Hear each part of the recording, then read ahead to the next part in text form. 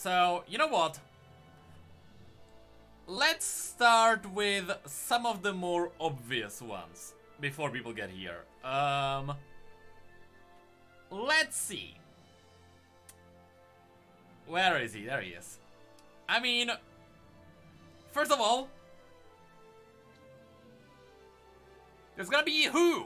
Okay, hold on. Can I change the color to? No, that doesn't work. Who? And can I do green? It should be really the other way around, but alright. Let's be honest.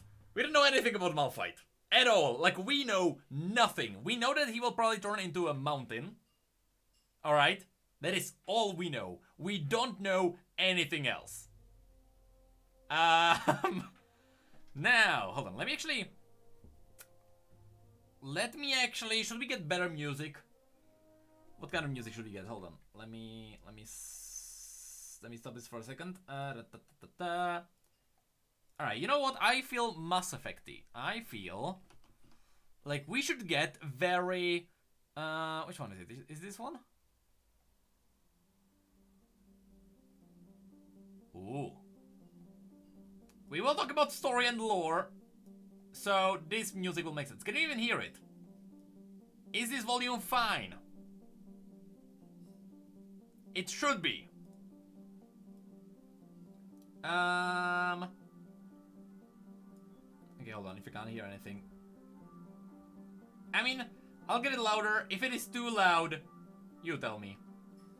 It should be fine. Alright, so now back to this. And let us continue. Alright, so, you know what? Let's just get on it. So, let's start with Anivia. Anivia is a... see, we need an average rank. If average is C, alright, because you have 2 below, 2 above, and then like something extra, then B for bird. No, actually no, Anivia is worse. Anivia is pretty average. If not below average? What do we know about Anivia? Anivia? Did Anivia destroy Ornn's house? Or did Ornn destroyed Anivia's house? I believe. With fire? Is that right? Do I remember that right? Or was it the other way around? I can't remember now. But that's like it. There's like Anivia is like a weird legend where no one really knows what she is. We just don't know. Oh yeah, it was actually Anivia. Like the irony in that is strong, but you're right. It was Anivia who flapped her wings and she and the fire consumed Ornn's house. And that's it. So Anivia is good average. I don't think anyone will, say anything against this. Annie is above average simply because she has more to her story. We know about her parents. We know what she is. We know the limits of her powers. Annie is good. B is good. A is great. S is something above that. And yes, she does have a video as well, but she's not like, this is good. She's like, this is good. Right? It's like that kind of fear. So Annie, definitely a B. Ashe is also a B. Even though she has a comic, that comic really raised Sejuani more than Ashe, because I don't feel that the comic really developed Ashe in the right way. Ashe was always one thing, the comic happened, she stayed the same thing that we already knew she was, right? Her comic didn't really move her above, so Ashe, above average, good. Now, Ahri is gonna be great. Ahri is an A story, as in A ranked story, and that is simply because Ahri, she had a good connection with Ionia. We learned that there is a mystery with her parents. We learned what her abilities were about, and we also learned how her abilities can really screw with her. Ahri has a really good story. It is a really good window into Ionia. Because Ahri has a bio, then there is a short story about her trying to forget her memories of her lover, and then there is another story where she goes into the market and she sees like the different Vastaya and like people notice that she's a Vastaya and they try to cut off her tail. She has a really good expanded story. So, Ahri is good A. Now, Amumu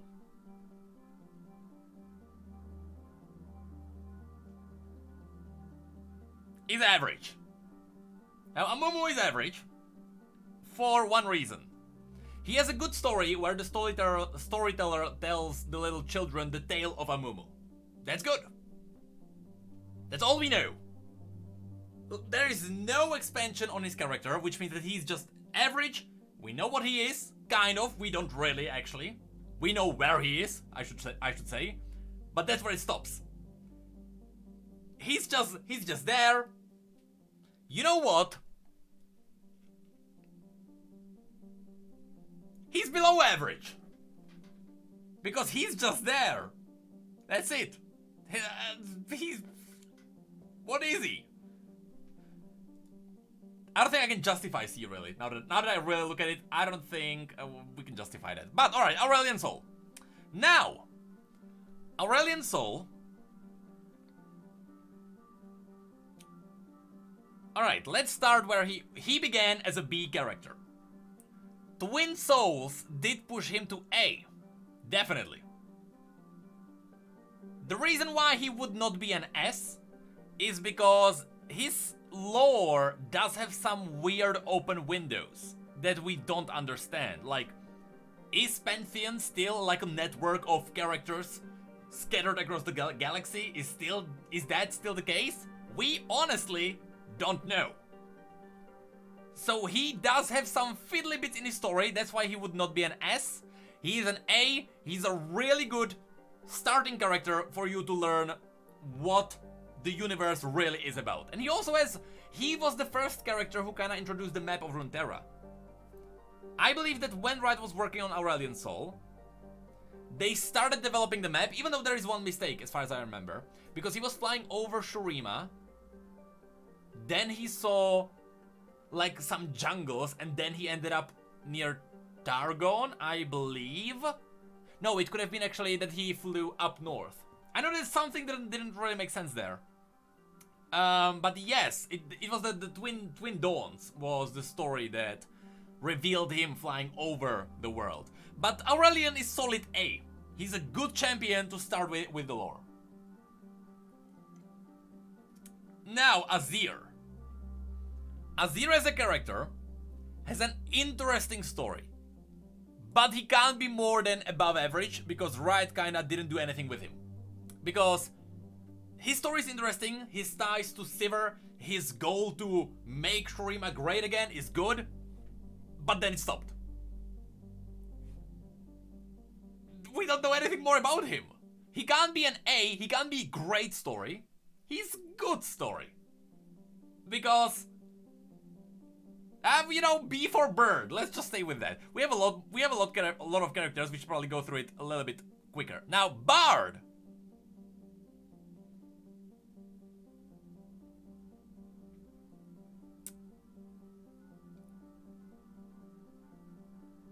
I don't know if he qualifies as who.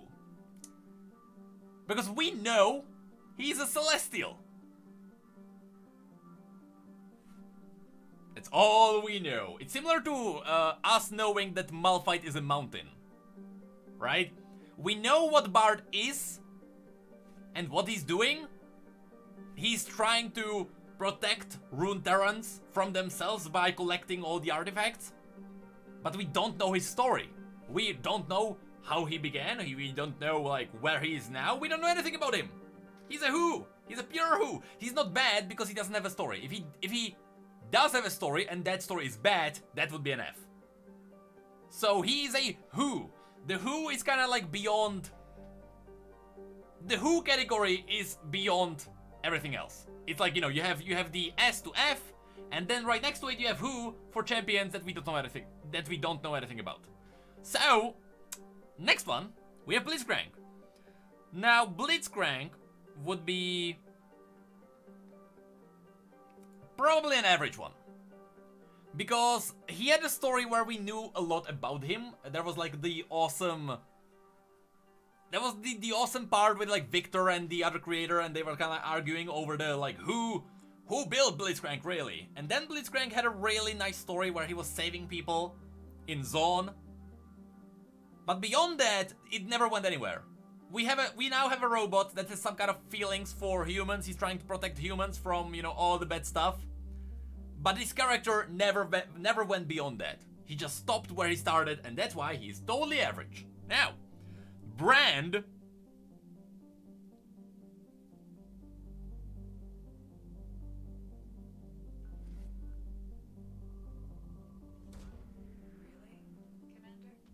I think Brand is an S tier.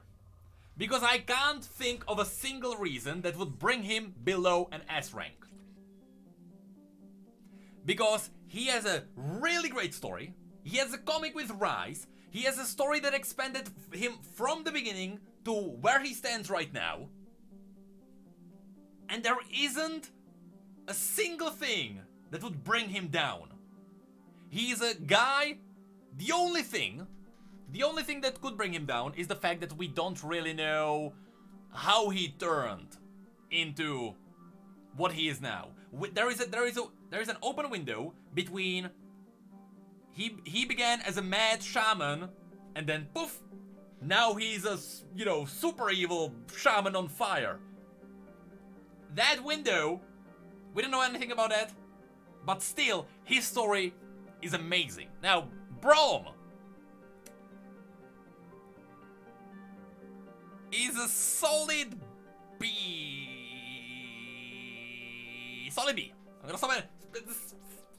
Inches away from A. Inches away from A. Don't take it out of context. But B for Braum. See? But he has a good story. It really set up the world of Freljord and like how people live there with him trying to herd, you know, animals there and him just saving people. Then he had like the amazing intro where it showed like the normal life of Braum. Braum is a good above average. Caitlyn. A. No doubt about it. Because, and together with her actually, we have to put together Vi. Definitely. Vi and Caitlyn are a bundle. A. Because they have a really good base story. Their bio is good. But on top of that, they have a really good expansion on that with the C mystery that we, you know, probably that, alright, maybe it is Camille, maybe it's not, nothing directly confirmed, even though it does seem to be, or it does seem to me now that the C might be Camille in the end, even though, like, it wouldn't really make sense. Like, why would the villain call himself the beginning letter of his name to kind of give away who he is? Anyway, their story is really awesome. It is great. You have to read both of them together, and you have to read all of the stories that they have, which is probably one short story for each of them, but they're amazing together. Camille, S. No doubt in my mind, because just the Pharaoh's family story, one of the best in League. There is no way I could put Camille below S. Camille is awesome. She has one of the greatest stories in League. That's that. Cassiopeia. Have a nice day, sir. Thank you, Dake. I really appreciate it. How are you on me? Thank you. You're awesome. Thank you so much. Now, I will try to have a nice day. Thank you. Cassiopeia is a little bit below average. Because her story... Batman BC, thank you so much. I really appreciate what you've done here. Because you have connected what is known as Amazon Prime to your Twitch. And therefore, you have given me Twitch Prime, which, by the way, people, if you have Twitch Prime and you use it on our channel, or use it on any other channel, you know what? Why should you give it to us? You will have free loot, for example, the Twitch capsules in League, but you will also have some free games, and also, if you play PUBG, if that game even exists still, you can probably have some skins into that. I don't know if Fortnite does anything, but free stuff for everyone. Thank you.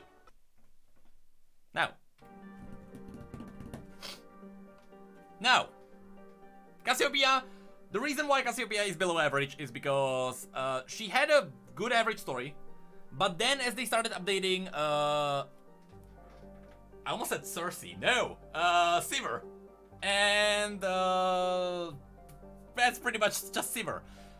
The story of Cassiopeia kind of went down a little bit. It doesn't make sense as much as it did before, and then there is also her story with the Houses of Noxus. It's just like, it feels unfinished. It feels like something is missing in Cassiopeia right now. She's a little bit below average.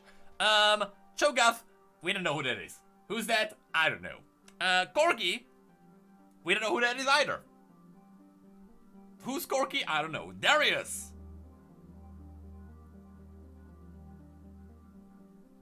Has good story. Not great story. He has good story. I almost give him B.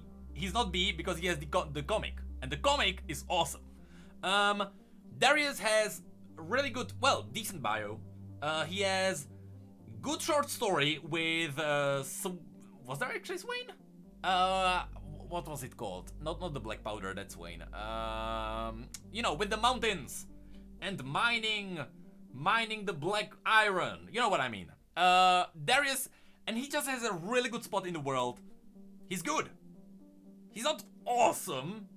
There's the one little step that he's missing, but he's good.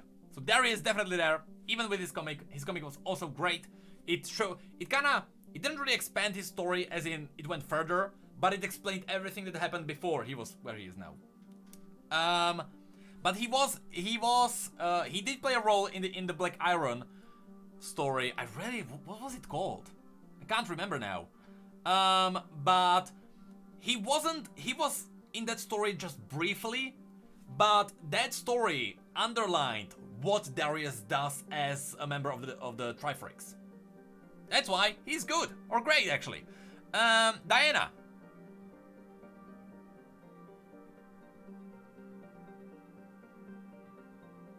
Is average? Question mark? She's strange. Because she had when they started writing Aurelion and Targon and all of those, she had a really good story, but then as they started updating what Targon really is, she kinda lost her potential. Like, she had these visions of like what will happen, and these visions are connected to Leona, and you know what?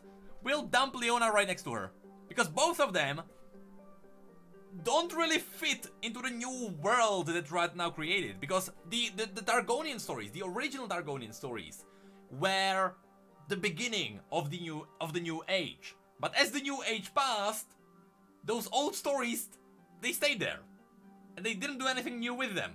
So now Diana and Leona, and by the way, Diana traveled into Ionia. We know that from the story of Nami, because Nami's, I believe it was her short story. Not even the bio, or was it in her bio? I look really weird today, by the way. Again, sorry. I don't know. I think it was bio actually, but you know, Nami kind of revealed like, hey, Diana traveled somewhere. Where? We don't know. What happened to her? We don't know. So they are just really not expanded upon. Aatrox is good. Because Aatrox updated what it meant to be a Darkin. He's not great because there are some tiny little flaws. We don't know what Aatrox did during the Age of the Darkin, which is his age. So he's really, really good. But the main part of what we really care about, which is what did the Darkin do during the Darkin War, we don't know anything about that. And that is a massive missed opportunity. So I can't put him into an S tier because he's missing that one little thing. We don't know. I'm trying to fix my hair. I'm balding. Save me.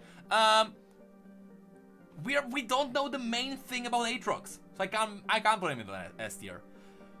Draven is below Darius because while Darius has really expanded and good story, Draven is missing that. Darius brought Draven from C to B, but Draven himself did not make it to A because he does not have his own laid out story really. Akali.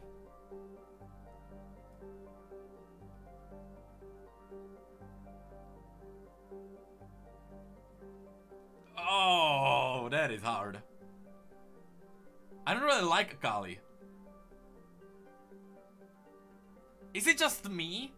Or do people also feel kinda meh about her? If I put her as average, I don't know. Because she didn't get good after her rework.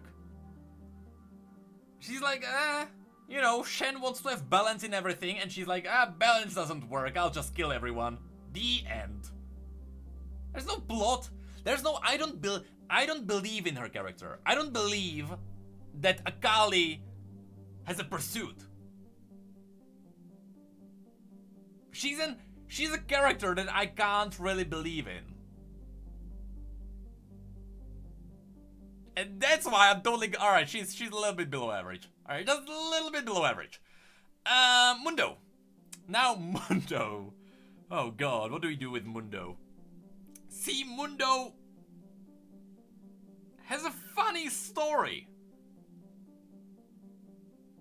Not a story that really makes sense though. Not really a story that makes sense. No, we know Mundo because Mundo's bio was updated when they were updating all the older ones. So Mundo's bio right now should be fine. He did meet Echo, for example, and you know, he threw an axe at Echo and he hit him, but Echo kinda, you know, healed himself through time. But Mundo... Is he awful? He's funny. He's funny, but what is he? As in, like, not what is he?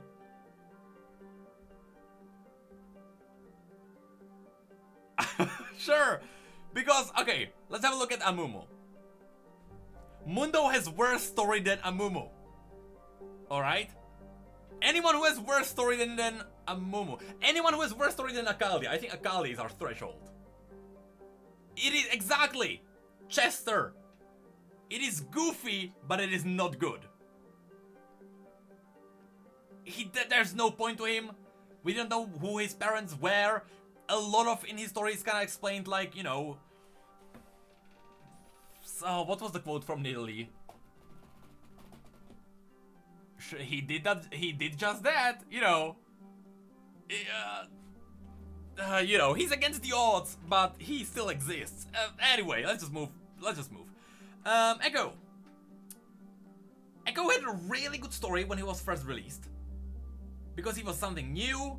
There were the theories that a lot of people that we know were in his gang. He had a comic, he had a good comic as well.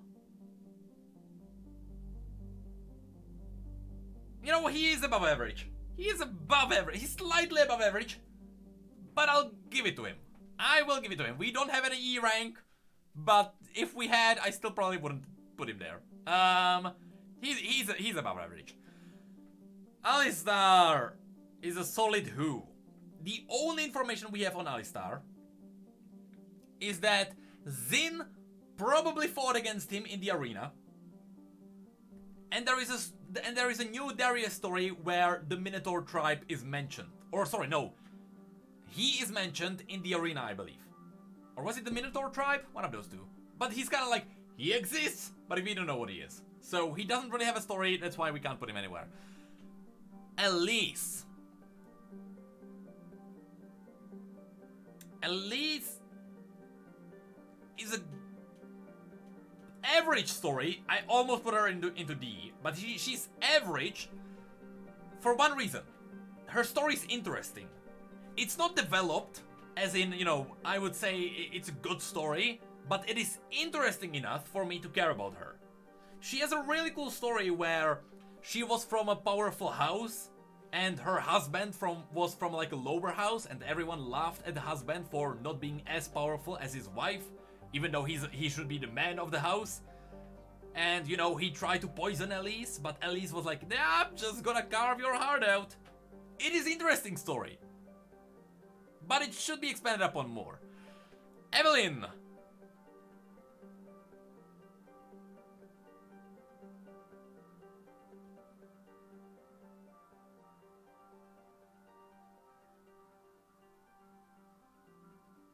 I don't know.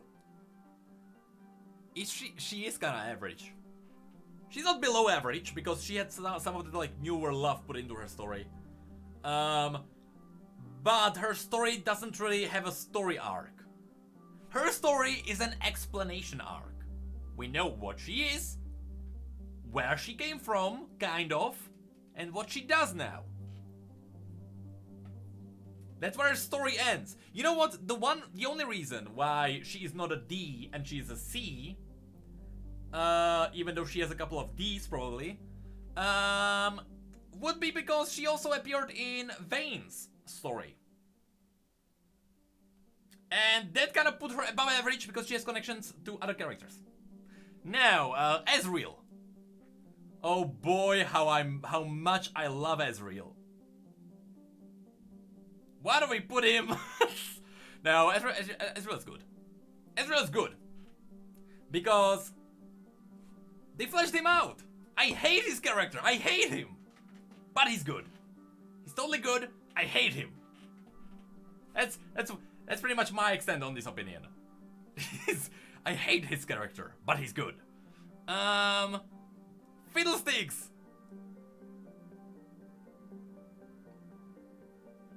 He's D. He's not an F. He's not an F. Actually, is he an F? No, he's not a who, because he has a new story. He has a new story.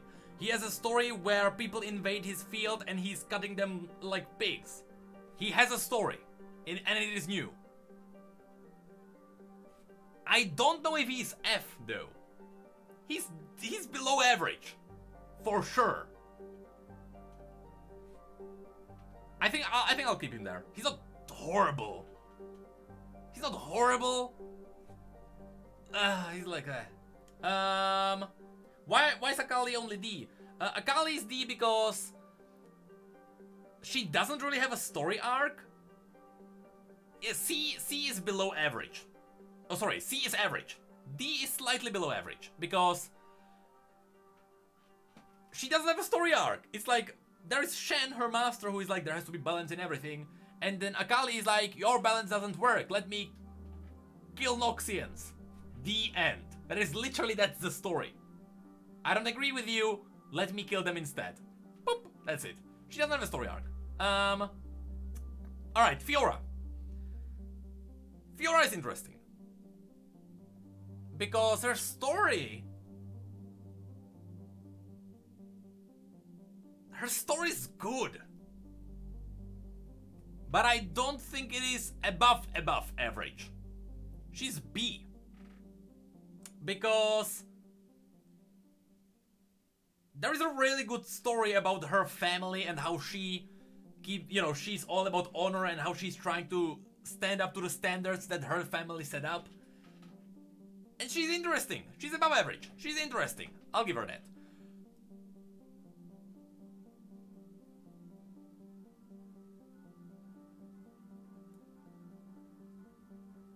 Can we have... like, Fizz is like... he didn't even make like the first step, really. What is his story? His story, alright, Fizz's story is this. He's an ancient Yordle, one of the first, probably one of the oldest characters that we know from like from the mortal race.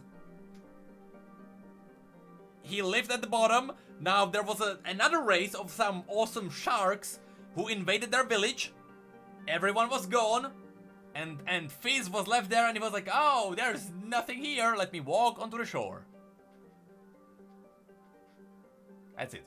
Fizz is he's an ancient Yordle. He's like he's one of the first kinds of hybrids of like Vastaya and the Yordle. He's like something in between. It was never really canonized.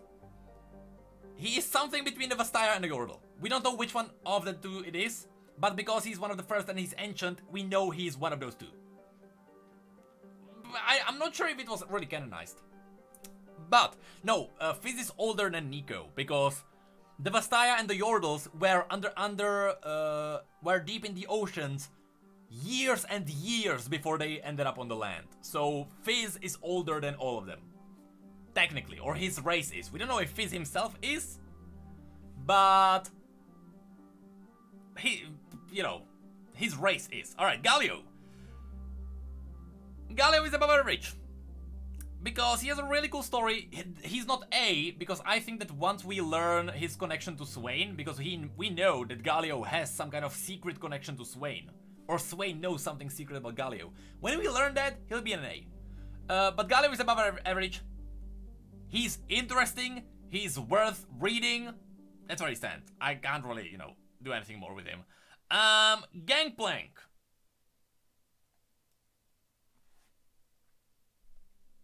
He's an older one.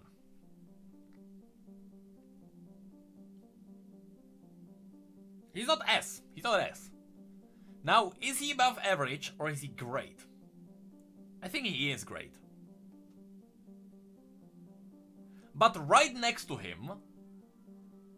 See, no, Gangplank is great. Because his character actually felt a change as he went through.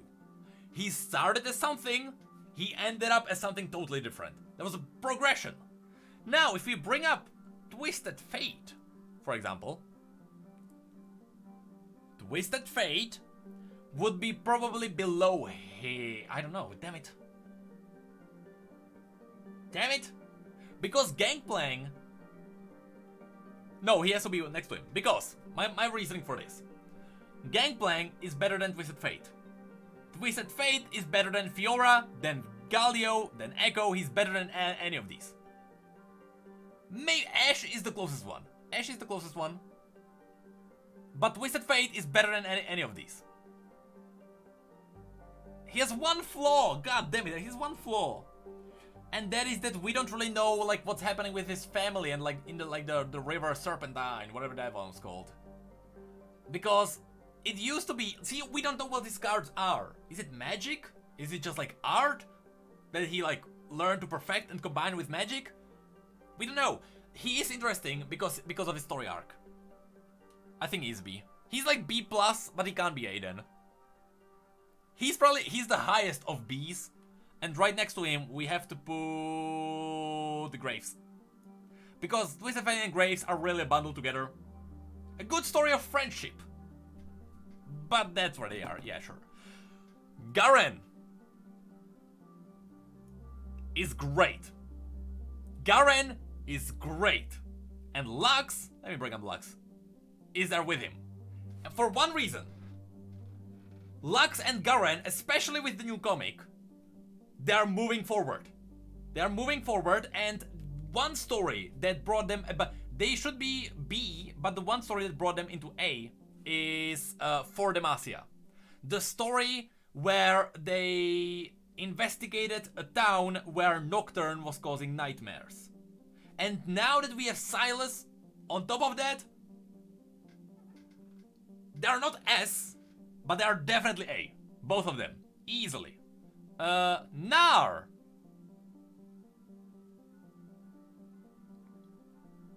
I think Nar is... I think Nar is D. S tier is... Basically an S tier is a must-read story. It's like the best of the best. It's a story that you have to read if you want to go into the lore of League of Legends. The only reason why he's not F is because There is a really cool part in his story, in our story, where he's talking about Yetis and how the Yetis fought humans, and he expanded the world. But there is no story arc. Gnar, again, there is no evolution of Gnar. He's exactly the same. The story of him didn't move the world, it didn't affect the world, he's just there. If Gnar wasn't in the world, nothing would change. The only thing that would change is that we would know less about the Yetis, but that is not really Gnar. So Gnar is a D. And F is basically... C, goddammit. I think Akali is better than Gnar. I don't know if now we should move Gnar lower. I don't know. Yeah, F is like a, you know, like what's even happening, basically. But Gnar does have some sense. He jumped onto, you know, he was angry that the Watchers were ruining his day, and he jumped at them in a cutesy way. But that's where it ends. So he'll be a D. Gragas. Is he who?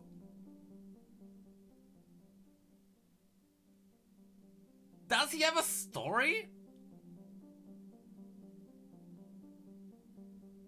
See, his story used to be that he had a brew that was infused with true ice.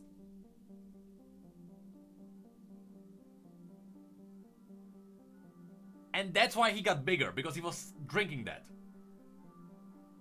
If that's the case, he's an F. That's what he... And they never did anything with his story. So it must have stayed the same. But I know that Gragas is pretty much like non-existent right now.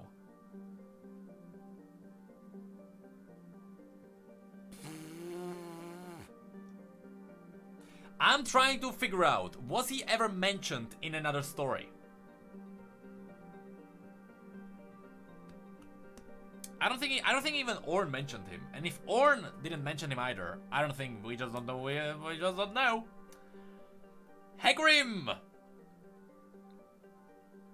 Hecarim.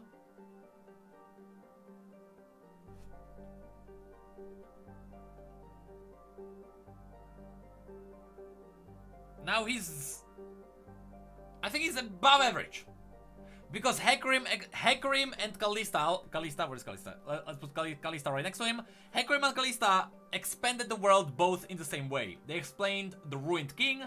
Without these two, the Ruined King would not even expand. Oh, sorry, he would not even exist, really. So, we have to put the two of them together. Heimerdinger, we know Heimerdinger. We know his story. Heimerdinger and Ziggs do have a story, despite Bandle City not being updated.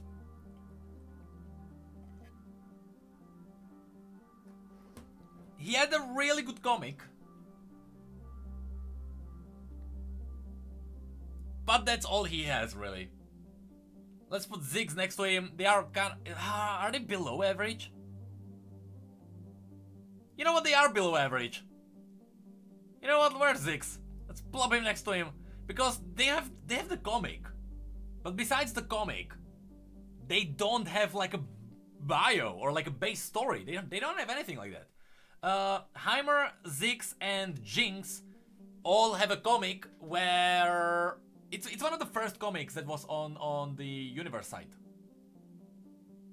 So Paint the City, I think it is, yes. So Ziggs, Heimerdinger on par with Akali.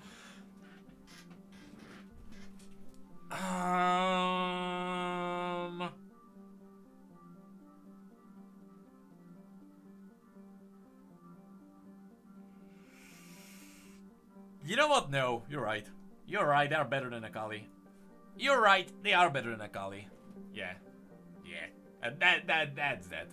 No, Akali is solid D, because she's meh. When you say Akali, that's my reaction. I can't move her above. She's not interesting. That's the case, really. She's not interesting.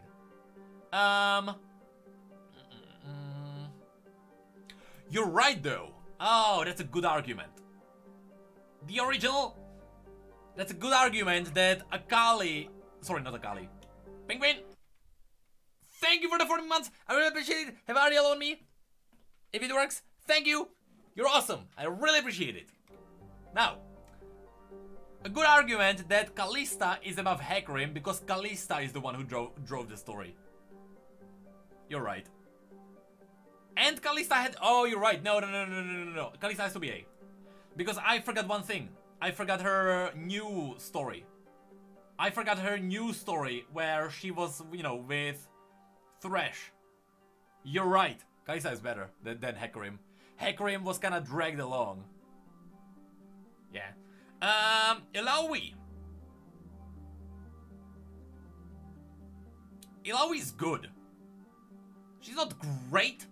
Illaoi is good because you have to remember, she was in the Burning Tides. She was teased in the story, or she even appeared in the story before she appeared in the game. Gangplank did directly talk to her there. Actually, she talked to Miss Fortune there.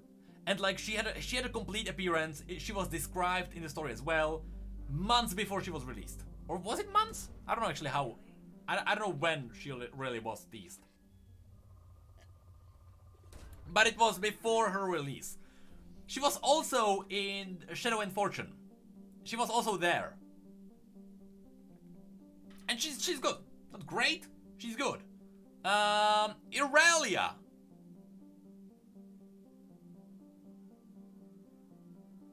Oh, what do we do with Irelia? I'm trying to think. Irelia's not good. Irelia's not good. Because, alright, here's a summary of her story. Irelia was from a Zan family, from like a semi-powerful family in the Zon San region. Was it? No, it was Zan San, something like that. I don't know. She was from a semi-powerful family.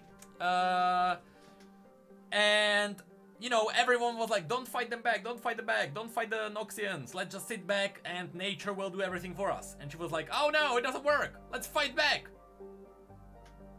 And she learned, actually, do we know how she learned how to like weave the air and like the blades through the air?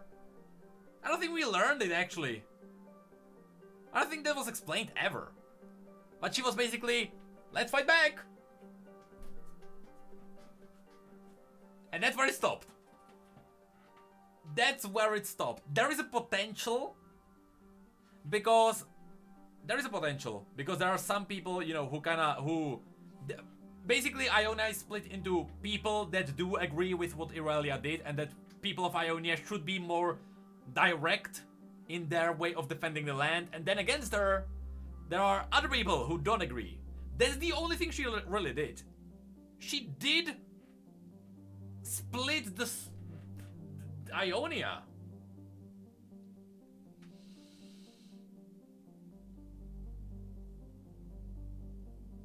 No, actually, she's average. She can't be the same as Akali. She's average. She has a good base. She has a base story, which means she's average. There we go. Hello, Cactus Girl. Hello. All right, Ivern. Oh, hold on. What did Ivern have? There were the Hunters. I remember the Hunters. Ivern had a good story. No, he's an A. He's or B. B as in good. A is great. He's good. Because he had the story where Ivern, as a Freljordian warrior, traveled to Ionia to cut down the God Willow, which was like this godly tree. He has a good story, yeah. He's not great, but he's there. He's on the threshold. He's good. Jenna.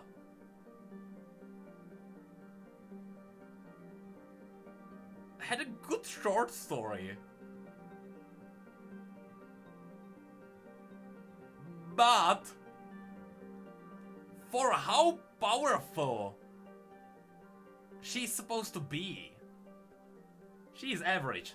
She's average. Because we learned that she's a spirit.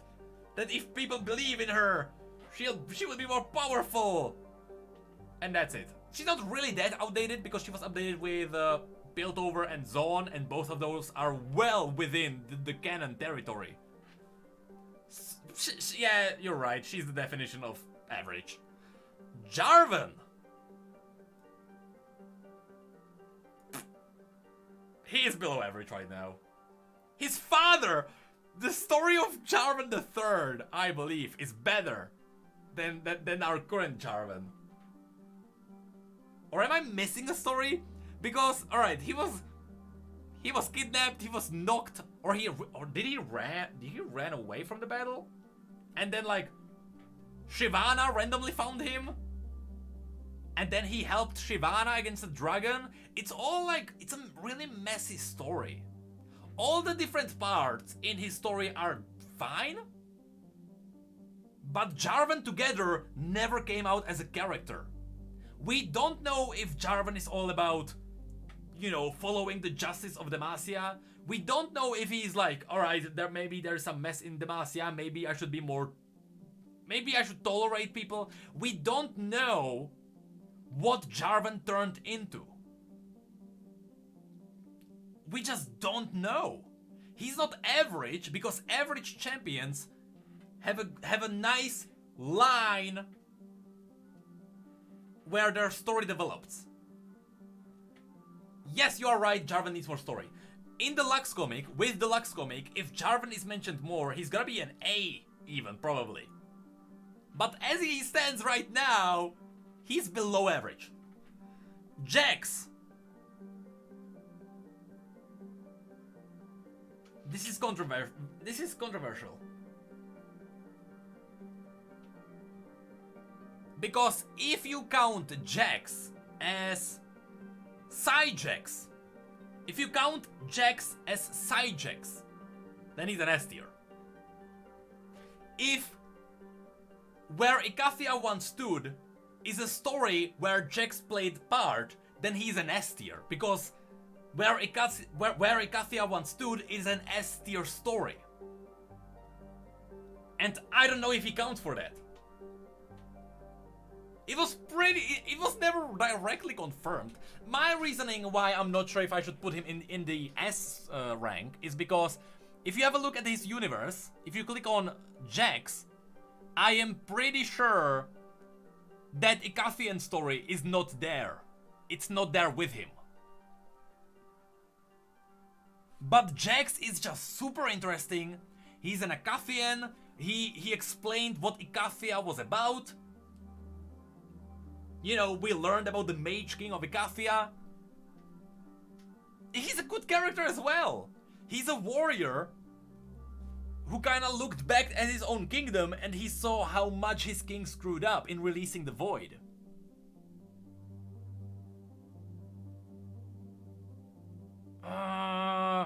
You know what? For that one reason, because we don't know if it really is his story, I'll put him into A.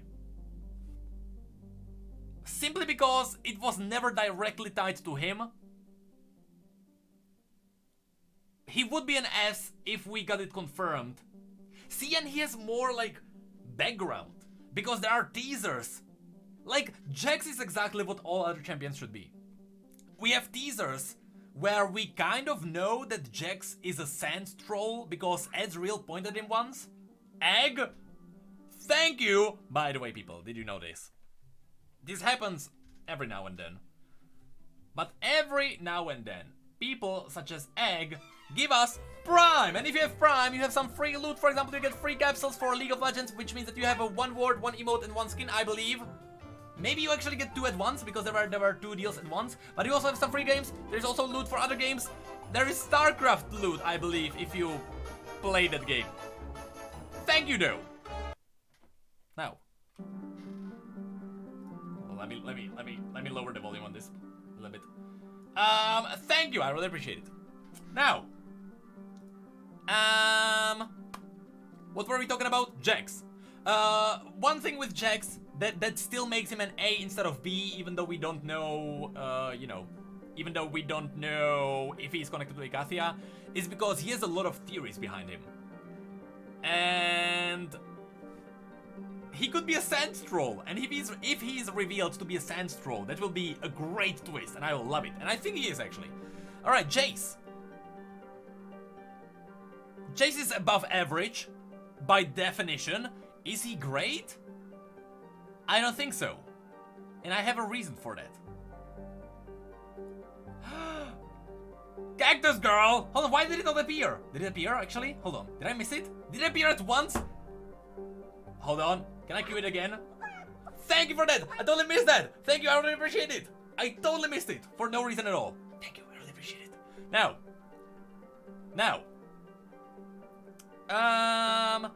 Jace is a B rank for one reason. Actually, if I compare him to all the others, he is on par. Yeah, he fits there. And that's simply because we need to put Victor above him. Victor is the better side of Jace.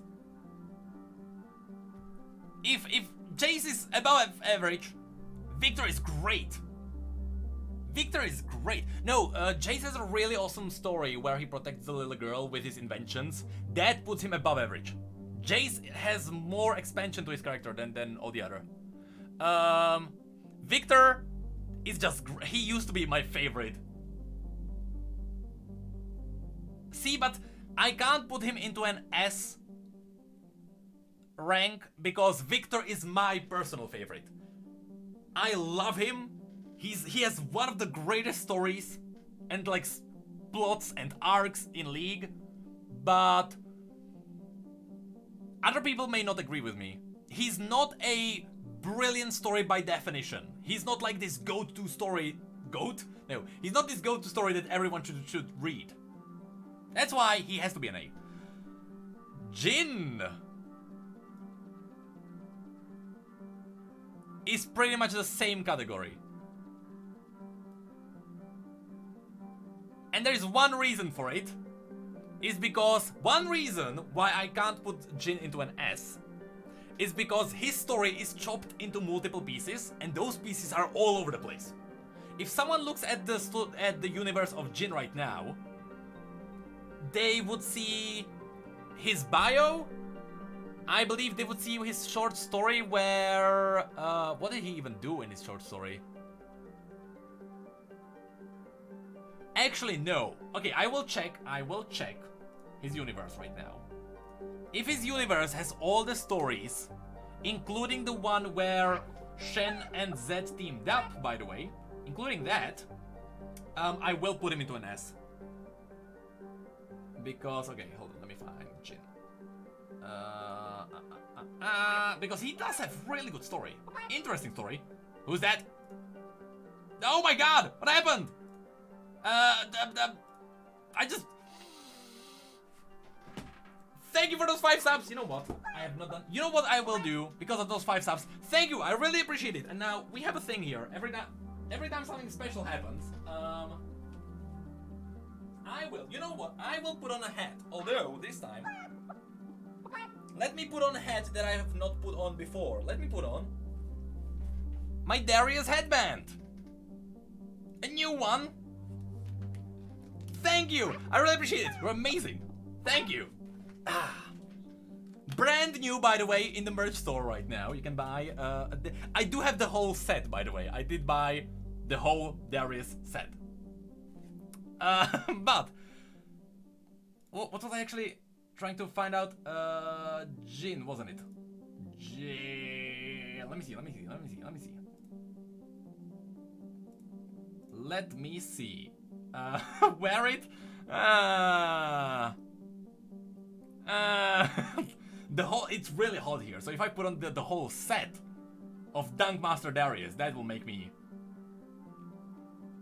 just sweat a lot. See, okay, hold on. Here's a short story, The Man with the Steel Cane. And the rest of the story is not there. I can't put him into an S because his story is way too chopped up. And he's missing He's missing that unification. He's missing that final step that would put the entirety of Jin together. We're gonna... I think that's that. Alright, next. Jinx, actually. Woo! Jinx is gonna be controversial, because a lot of people like Jinx.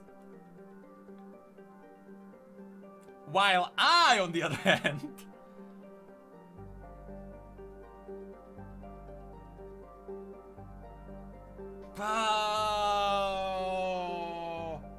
Again, remember, C is average. A or die.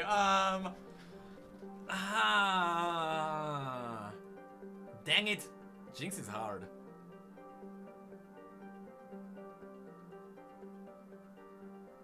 If I put her at B, what stories did Jinx really have? Her bio? She has the comic. You're right. She has to be above average. She has to be B. Because she has the comic that elevates her a little bit, and she has, like, you know, that fun little detail on top of that. Yes, she does have a story with Ziggs. No, she's above average. You should be happy. You should be happy. She's above average. C is average. And the mysterious music is actually from Mass Effect. I believe it's the map music, and I love it. It's like my favorite one for like theory crafting. Ooh, Kaisa. Oh no. Oh, this is gonna probably upset so many people. Really? Would you give her A or B? Her story does not make sense. Or it does? But compared to all the other, her story doesn't make sense. Alright, hold on. I'll put it into average for now. Her story is this. Her parents told her, don't sacrifice the goats. What did Kaisa do? As a funny joke to prank her parents, she sacrificed jokingly the goats to the gods that she didn't believe in. And all of a sudden the goats spawned void. The end. No, she has to be. Oh, I don't like her story for one reason. No, I don't like her story for one reason. When she drops down, a girl with no special powers. She's not a mage. She has no aspect powers. She's not like the Great Chosen. She's a girl who dropped into the void. Hellish landscape. And she survived. There was a little Zergling, Voidling, whatever you want to call that jumped at her. It would tear her apart. It would destroy her. But somehow she survived. That's what I hate about her. I hate the fact that there is no explanation how a small girl with no special powers at all, how did he kill void creatures? How did she do that? There is actually a Nidalee aspect in that. There is the awesome Nidalee quote, she did just that. Because she did drop into the void. Not only did she kill void spawns on her own as a child, she did just that, the void became part of her. For no reason at all. I hate it. Like, I almost want to drop her into F. Because it really doesn't make sense. It really doesn't. She was cute. You're right about that. You know what? Sure. I spit on my table with that. Sure. That's what you that's what you get for not making sense. I hope the camera didn't see how much I spit. That's horrible. What the heck did I do? Karma. Karma's also like meh. Karma is exactly like Aurelia.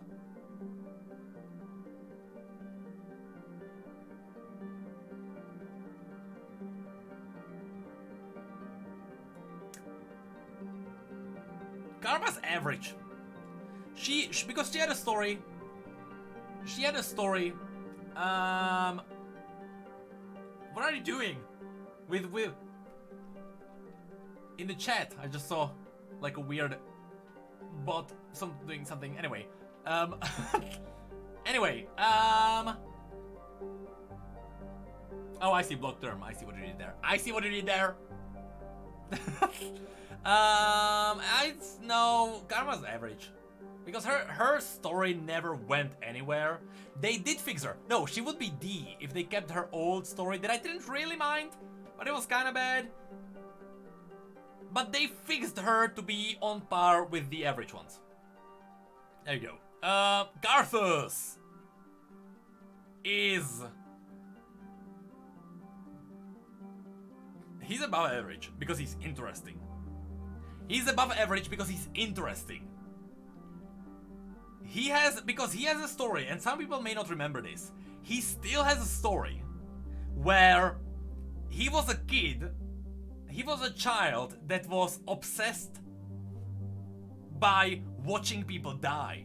And the story really sets his story really in a creepy way. Hello, Silver! It sets him where it really kind of shows how creepy he was. He snuck into like hospitals and homes in the outskirts of Noxus, where there was like disease everywhere, because if you live near Noxus but you're not in the city, there's like you're as poor as you can get, because everything gets funneled into the city. So if you live outside the borders, which young Karthus did, it really set him up as like a creepy boy. And it really like shows the dread in his character, and I think he's good. He's good. The only flaw why he's not great, but he's good, is because it's never really expanded on what he's doing on the Shadow Isles. We don't really know what he's doing there. His story before the Shadow Isles is good. After the Shadow Isles, nah. I might upload it on the second channel, by the way. We might do that. Not on the main one, probably, but on the second one. Alright. Kassadin is better than Kaisa. He is better than average. I think. Because he has a story where... No, he's above average because he has more connections to the world than average champions. He's good. Because, you know, his mask that he wears is from, is a Zonite Piltover technology. He traveled the world to get blessed so that he can survive in the Void. And he's now dealing with the Void because he has affection for his daughter. He's good. His character is good. It's a good setup. You can do a lot more with him, though. Good is fine. Good is fine. Katarina. Katarina was better than when... I think she was better than before they updated her.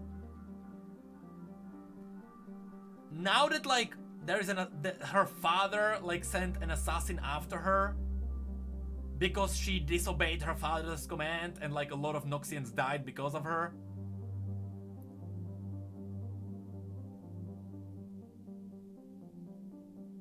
I don't think she's great. She is good. Our second channel is Necrit 2, I believe. That's literally the name of the channel. Unless I forgot about something.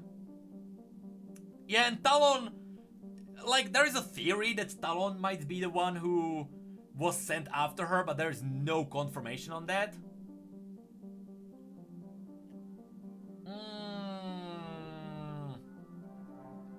I don't know. I don't feel or do I feel comfortable in dropping her? No, she had the new bonus story on top of that. That kind of makes her above average. Sure, let's keep her there. Whew. Now, Gale and Morgana next to her. They are good. They are above average, definitely. Are they great? Are they great?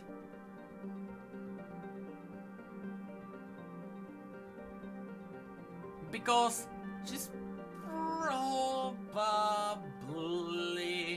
You know what, I would almost... I don't know. I would almost put Gale... She's saying hi, by the way. That's Hannah. I would, you know what? I would do this. I would do Gale B. Morgana... Where's she? Where's Morgana? I can't find her. Morgana is A. Morgana, I feel like Morgana is better than Gale. Gale is solid B. Morgana is better than her. Because Morgana has that special twist that Gale doesn't have. Because Morgana shows the other side of what Targonians and aspects are really working towards. You know, she's an aspect that has an affectation for the humans. I feel confident with this. Sure, Gale B, Morgana A. Ooh, Gain. Gain is, Gain is interesting. I wouldn't put Gane as A for one reason. One reason alone. There is a massive gap in his story. I like his character. Because he started, you know, we know that he started as a kid, used as a weapon so that he would slow down Ionians. That was really awesome. He also has Rust connected to him, so he has like more history. But there is one massive gap. When Zed sent Kayn after the Scythe that was in the Noxian territories, he fought... Oh, I'm trying to remember what was the name of the other ninja that he fought. Nakuri! Holy crap, I remembered actually. That was a cool story arc there. But there is a massive gap between him getting the Scythe and where he is now. And by the way, after his story basically ends when he grabbed the Scythe. He grabbed the Scythe and that's where it ends. And we don't learn about his struggle with the weapon. We don't learn about where his story is going forward. So he's above average. He's not super awesome. I'll keep him there. Oh, Garen. Does Garen even have a story? Does he have anything? I think he's a who. I think he's a who. I don't think he has a one. Or does he have one? I'm trying to remember. Is he ever in a... He's not. Even with Akali, even with Shen, I think he's mentioned in one of those two. He's mentioned.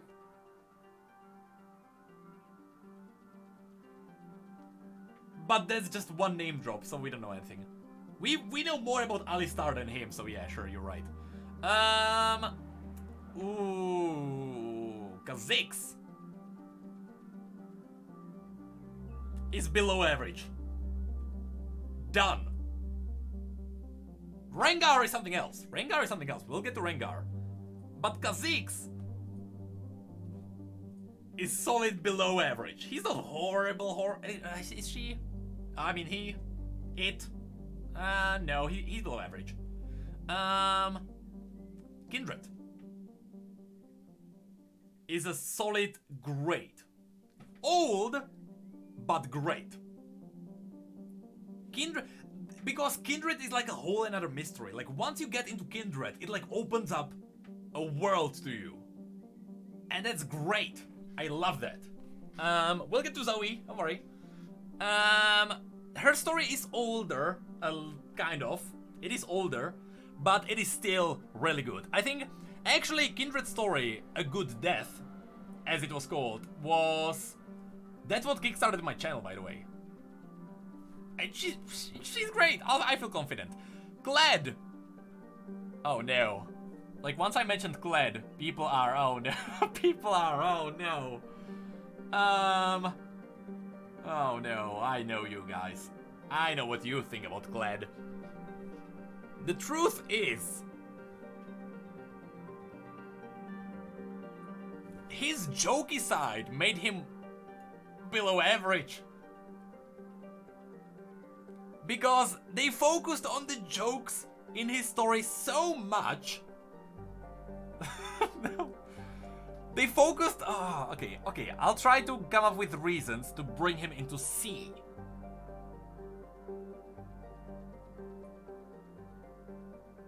Because I can remember nothing but jokes from his story.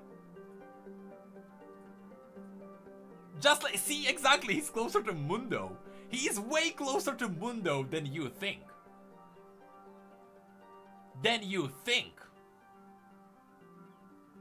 It is because he's a joke. Is he a good joke? See, Glad is better in the game than in the story. Yeah, he's goofy, that's fine. He's not good. Kaisa is an F because she doesn't make sense. Her story has massive fundamental flaws. That simply... I don't want to go into it again because I explained it when we got there, but her story doesn't make sense. I feel confident in Glad being D. He doesn't really have a story. All we know is that there is a region between Noxus and Freljord. He's there. He's saying, hey, this is my territory. Commander. Get away from me. And that's that. And that's that. Alright, next. Let's just move away from him. We don't know anything about him. Kog'Maw, we don't know. Ooh, LeBlanc is gonna be hard. LeBlanc... Because we kind of know that she's a pale lady. Kind of, never confirmed. Kind of confirmed. Now, this is gonna be difficult.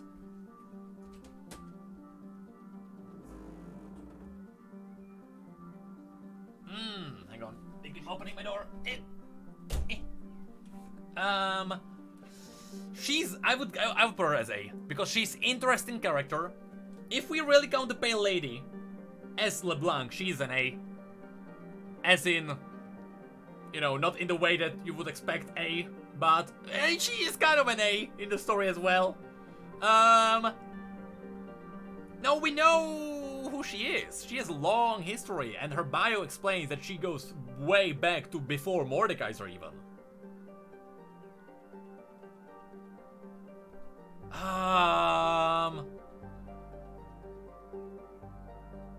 I am now deciding between an A and a B. Because I want to put her into B. Because a lot of what would make her an A is not confirmed. It's kind of like why Jax is not an S. It's because there is a lot of unused potential in her. It's exactly the same reasoning why Jax is not an S. It's because it is not directly confirmed. Because LeBlanc would never be S. She's not great. She's good, but for the same reason as Jax, she's B. That's my reasoning. Now, ooh, Lee Sin. Lee Sin has a really good short story where he like fights back the people. There's a really creepy scene where people think that he's a statue because he's meditating and he's protecting the treasury. And when they start stealing the stuff, he like starts moving. That is a cool part in his story. There is also the fact that he and Udyr are connected, which definitely puts him as above average.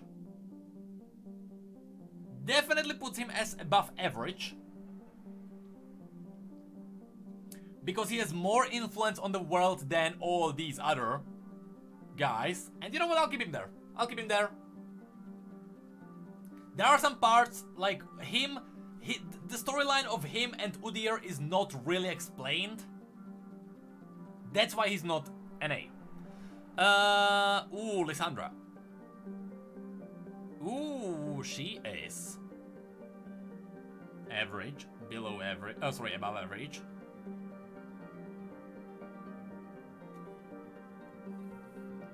There is one massive thing. There is one massive flaw with Lysandra though.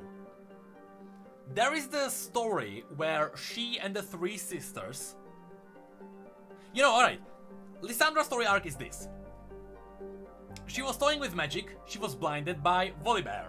We don't know if it is him, but probably it is him. She started meditating. The Void contacted her. The Void was like, we will give you power, only if you agree with the terms that you will prepare Freljord for our arrival. She agreed. The Void arrived, and in trade, her people became the Iceborn, who were like these semi-Void infused powerful people. But when the Void started erupting, it became obvious that one, the Void the Watchers are full of monsters, and B, that Lysandra let them in. So everyone now knew Lysandra betrayed everyone,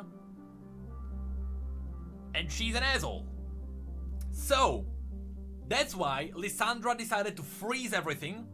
She froze the Watchers and everything around her to stop everything and to hide the fact that she ever was the wrong, or she was the evil person. Here's the thing. She also has a story with the three sisters where when Ornn built the bridge over the Watchers, she went on the bridge and she enchanted the bridge with seals that would slowly corrupt the bridge and eventually it would break. That part is not in line with her story anymore.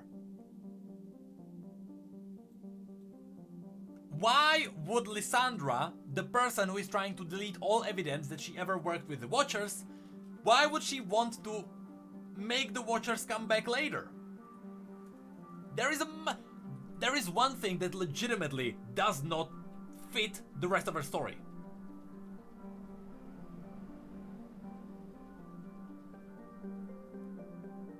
It was the three sisters who walked the bridge. Serilda, Avarosa, and Lysandra. It was Lysandra who did that. We know that.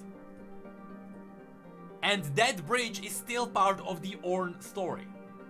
So for that one mistake alone, I can't leave her as great, because she has a mistake in her story. No? I know. She's buying a what's it called? She asked me if we should buy the not candy cane. What's it called? Sugarcane machine. And you know what? We will. All right. Anyway, sure. Lysandra is B. There we go. Now, Lucian. Waste of money? No, it's not. It's for fun. Lucian. Cotton candy.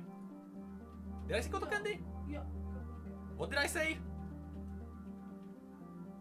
I don't even know. Lucian. Lucian is... You know what? Because Lucian had a legit dick joke in his story, he is an A. Legitimate, by the way. Not censored. Legitimate. There's no way you can interpret it in any other way. Like, literally, I'm not even kidding. It's not a joke. It was in there. Not kidding. It's in there. And the writers were very well aware. No, he has good story. Because we know how his weapon works. We know what he does. He had a short story explaining... even in Burning Tides, it was explained how Lucian is walking around and he is sewing the mouth and eyes shut of all the undead so that when they come back to life, they can't see or attack anything. He has like great development there. So, sure. Over Lysandra, they should be on par, but because Lysandra has a mistake, she's not. So, yes, he fits there really well. Lulu is a solid 2. Axmo, thank you. By the way, people, that, just like some of the people before, 7 months in a row.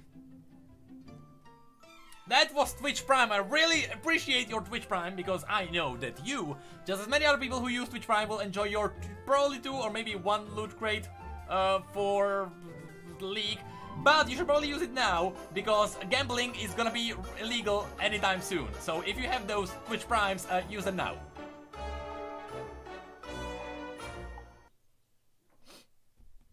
Legitimate thing, by the way.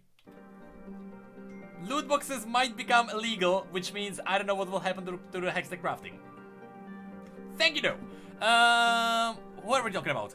Lucian. Lucian's fine. Lucian's there. Or did we move anyone else? I don't think so. Oh, Lulu. Yeah, Lulu's who. We don't know anything about Lulu. Malphite does have a story. Below average story. He does have a story. Below average story. He was way better before they changed him. Way better. Because his prophecies were never explained. He never, unless Malzahar is revealed to be the king of Igathia and he's the mage king who opened the rift, but that can't happen. Actually, no, that can't happen. Scrap that. That can't happen. Because his story takes place after Igathia was already destroyed. Malzahar's story is this. He was a prophet. His visions showed him that something great is in Igathia. He traveled there. There's the void.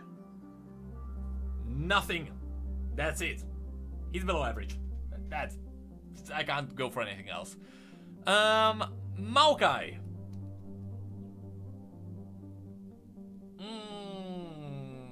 I mean, loot boxes are gambling only if you pay for it, really.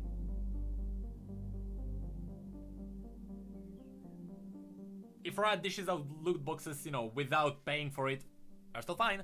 Maokai, no, Maokai is a good one, actually. You guys who are saying C, you probably forgot one story. The one where he was protecting the flower that actually later appeared in Vladimir's story. He had the story where he protected Nightbloom and where he started the little sanctuary on the Blessed Isles. So he's... does that make him above average though? Does that make him above average? We will probably have a look at Darius at some point. At some point. At the new story that I mean. You know what? No, Maokai is average. The Nightbloom story was good, but he's average. Master Yi.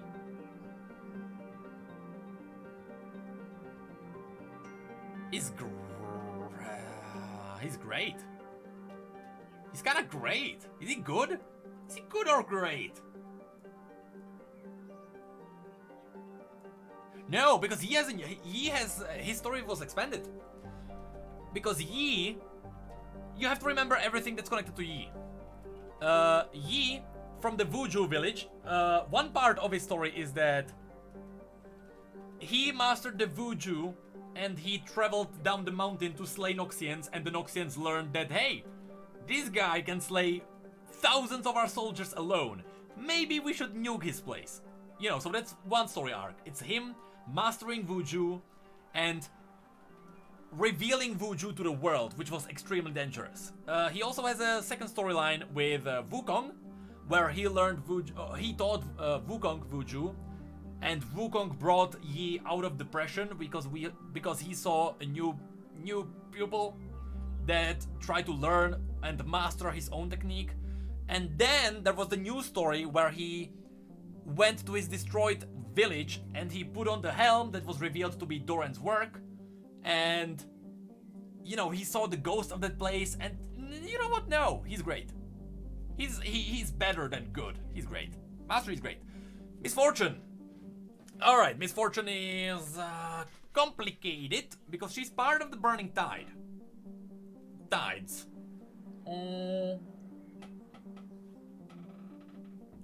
And Burning Tides was awesome.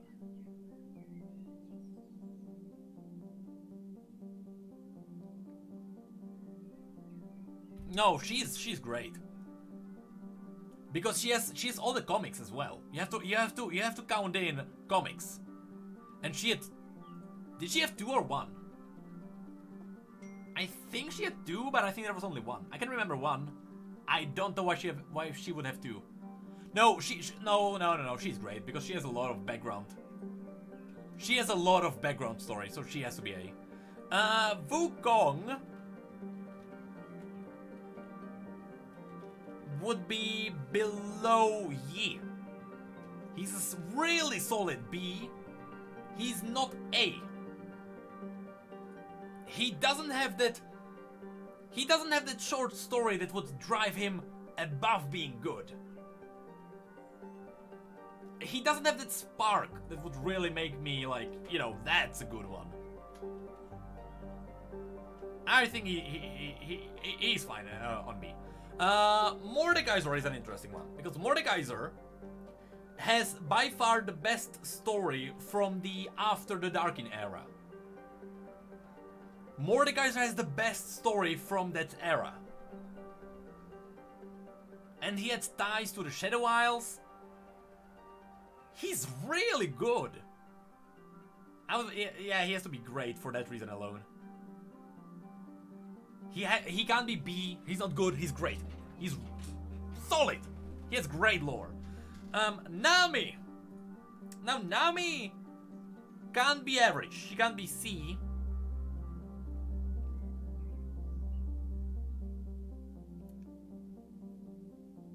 She's solid B. She's above average because her comic made her more interesting, but not so interesting. If we learned what Targon is doing with the Abyss Pearls or Abyss Stone, what was it even called? They were trading Moon Stones for Abyss Pearls, I believe. Abyssal Pearl, that could be it. But they were trading it for Moonstones, which were from Targon. If we learned why they were, or not why they were doing that, if we learned what Targon was doing with the Abyssal Perils, then she would be great. But she's good because of this. Nasus is good. He's, without the Bloodline story, he would be average.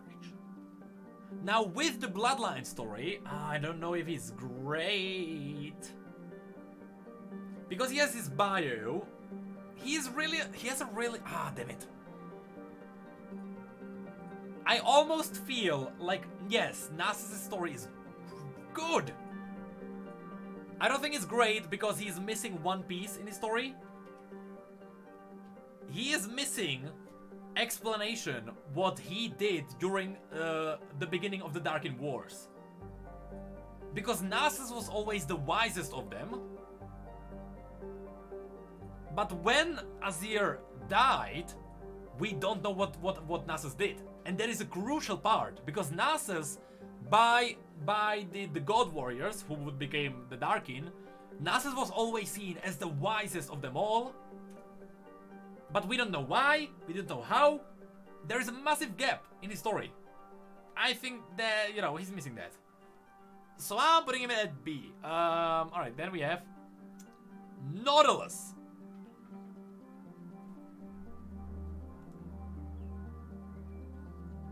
Nautilus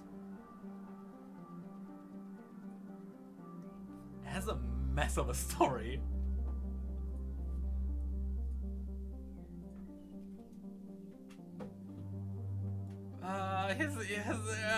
It's a little bit of a mess. Because I almost want to place him in D. Because his story was really well presented. Because remember, his new story was presented with the audio book. You know, the series of audio stories that they release on YouTube. Basically, Nautilus' story is this. He's a treasure hunter who dives deep. One time, he was on a mission, he was diving deep for treasure, but the captain of the ship was like, oh no, there's a shark attacking us, let me cut him loose. And so he did. And ever since that day, Nautilus... By the way, somehow Nautilus got infused with some power, we don't know what. And ever since that day, he was just upset that, you know, that he probably died because the captain of that ship didn't, like, pay respects to the gods of the sea. Because he didn't throw the coin into the sea before they shipped away because he was greedy. No, Pike is better. Pike is better than Nautilus. Because Pike is like a legendary hunter. Nautilus is like a legendary diver?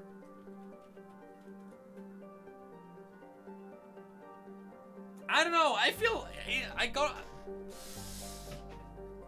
he's got a meh. He's like a Kali, really. He's like a Kali. Holy diver. He respects the crab. That could be the case. Maybe that's why just the sea chose him. Yeah. All right, Nico.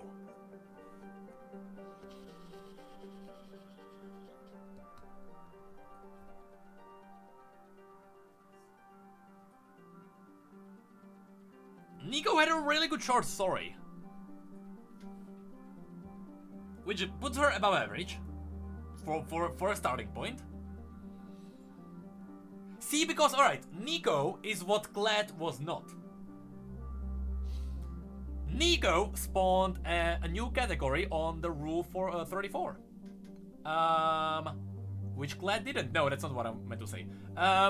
Nico is what Glad wanted to be. Nico is funny, but she's good. Nico is funny and she's good. That's what Glad is funny. He's not good. I think that's where I'll leave him. Her, not him. Yeah, she's good. Not amazing. Nidalee is the same, because Nidalee had her own short story. I got something in my nose. I don't know what that is. Sure. I'll just leave her at that, because Nidalee did just that. Oh, thank God that story is not canon anymore.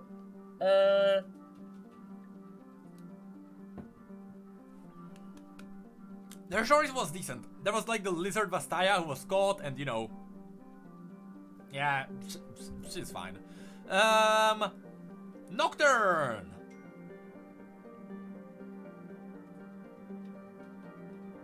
Damn it, that's hard. Because Nocturne was part of the Garen and Lux story. But he's a solid B. He's good, but he doesn't have his own story on top of what we saw in their story. So it makes sense for him to be a B. Nunu.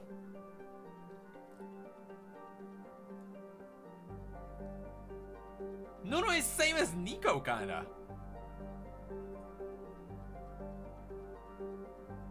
Because Nunu is funny, it makes you affected for the character. But the story lacks like a further development. So he's good. He's good, I'll leave him there. Olaf. Now what do we do with Olaf? Does Olaf really have a story? He used to have really interesting story. He used to be B. But I don't think right now, I don't think he has a story right now. Not anymore. I think he's a who. He does not have a story anymore. Yeah, let's leave him at that probably. Oriana. What a mess she is. Solid A. Tricked you, didn't I? No, she's solid A. I was hesitant to put her on S, but no, she's not like a fundamental story. She's an A. She's great. Ornn.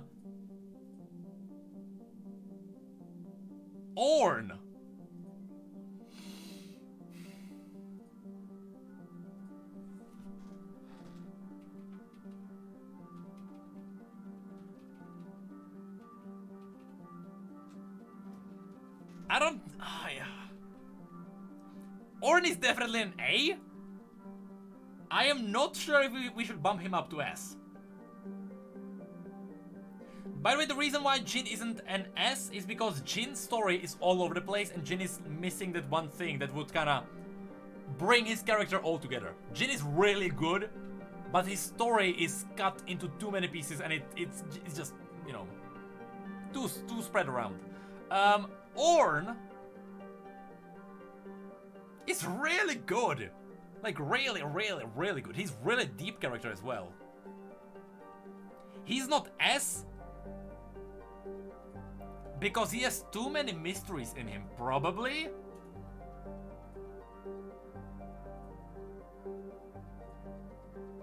It is, yes. Demigod. Ornn did tell us more about demigods than anything else. He forged the mountains of Freljord. Hey, he brought one mountain down. He kinda shaped Freljord, you're right. So he probably did that.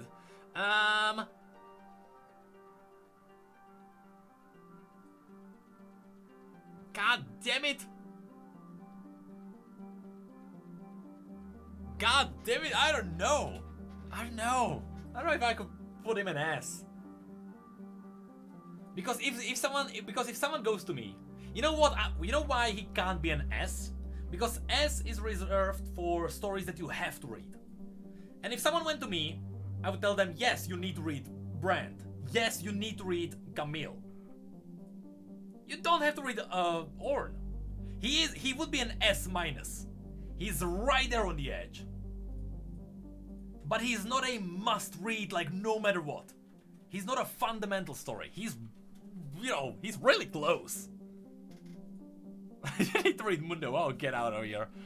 Oh, Pantheon. I almost want to put him into Who because we know he will get reworked. Pantheon, by default, would be a B. He's good above average.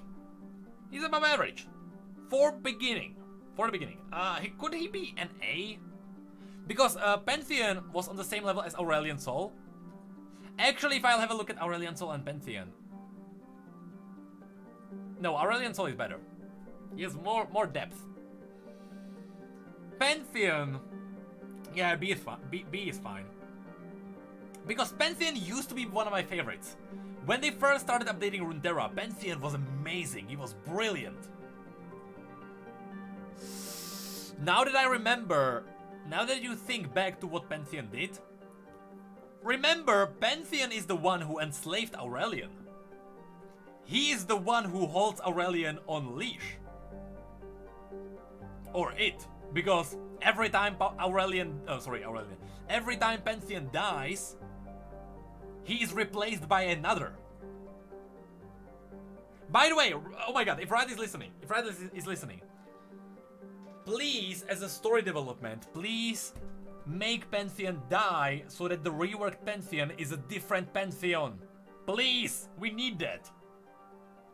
We need that.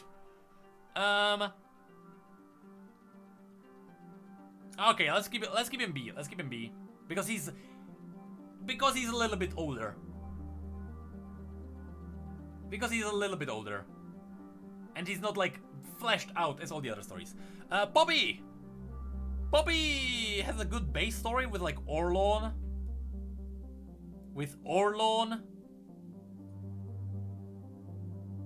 No, she's good. No, she's not she's above average. Because she also has the story where she has the hammer and she's looking for the owner of that hammer. The only reason why she's not great is because we never got it explained. Where did the hammer of Orlon really come from? Or like what it really is? Or the purpose of it, I should say rather. Actually, was it ever explained? Was the Orlon? Why do I have a little nagging at the back of my head that we know the origin of the hammer? Did Ornn craft it? I don't think so. Did Ornn craft? Do we know where the hammer came from?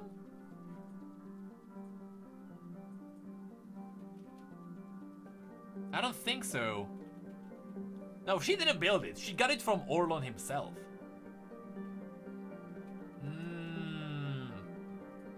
No, Orlon died, and on his final, on his deathbed, he gave the hammer to Poppy so that Poppy could look for the rightful owner of that hammer. But, the rightful owner is probably Poppy herself. So that's her. And that's why she's good. I don't think she's great. She's good. I would leave her at that. She's good. Alright, Pike. Now what do we do with Pike? What do we do with Pike?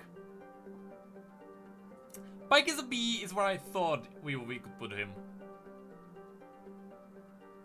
But there are too many things that are unexplained in his story. Too many unexplained things. Yes! Good build up, bad end. No, Pike is better than Nautilus. Definitely. He has more depth, he has more character. After his story ended, unlike Nautilus, we know what Pike is doing now. We know his purpose now.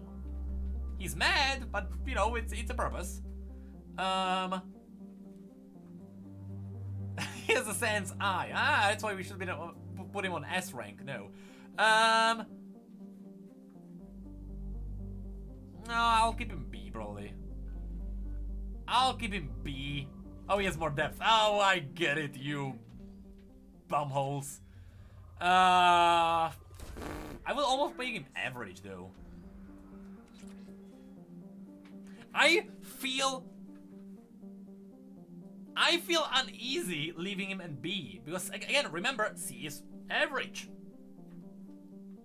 Is Spike's story really above average? Does Spike's story have something more than the rest? No, okay, it had, because it explained the Butcher's, not the Butcher's Bridge. It explained the, what was that part of Bilgewater called? Not the Butchery, you know what I mean, Slaughter Rocks. He explained that, so he did explain a part of Bilgewater, so sure, let's leave him at B. Quinn.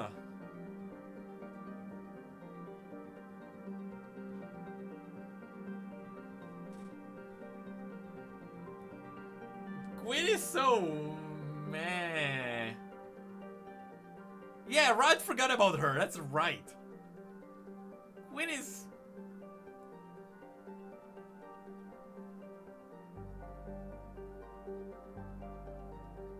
No, she's not an F. She's not an F. Because unlike Kaisa that has a flaw in her story, Fizz that has a whatever happened, and Mundo that's like, what even am I? Quinn does have a base. It's just that her character doesn't have a quirk. It doesn't have a trait. Her character is just like a flat line. It is there, but her character is just a line. It's like nothing really there. She's better than these three.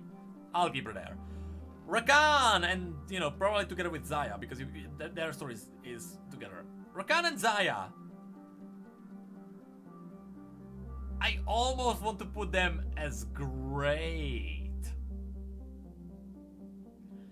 Because they have a really cool moment in their story where one of their friends dies during their mission to fight back the army of Zed.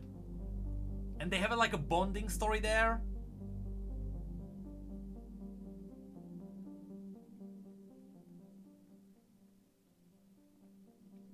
But they are not on the level of Orianna, Mordekaiser, Ornn. They are close. Where's Xayah? They are close, but they are not just there yet. They are close, but not there yet. B is fine. Rammus, a favorite story by a lot of people. Mordekaiser is an S because 1, he will get a rework, and 2, he's not a must-read. He's not an essential story. Rammus is... See, I personally would put him as B. I personally think that Rammus is B. I know that a lot of people would put him on A. I know that a lot of people think that he's great. I think he's good. Because I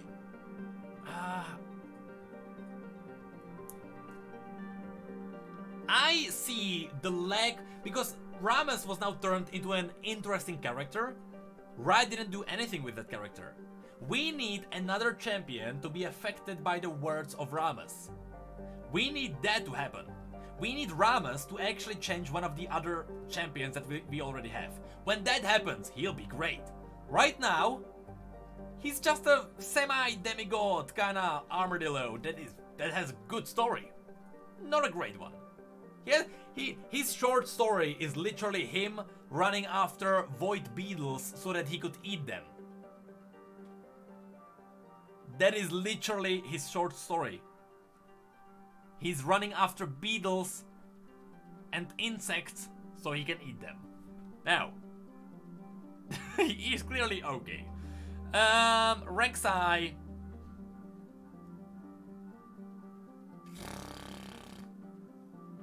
D?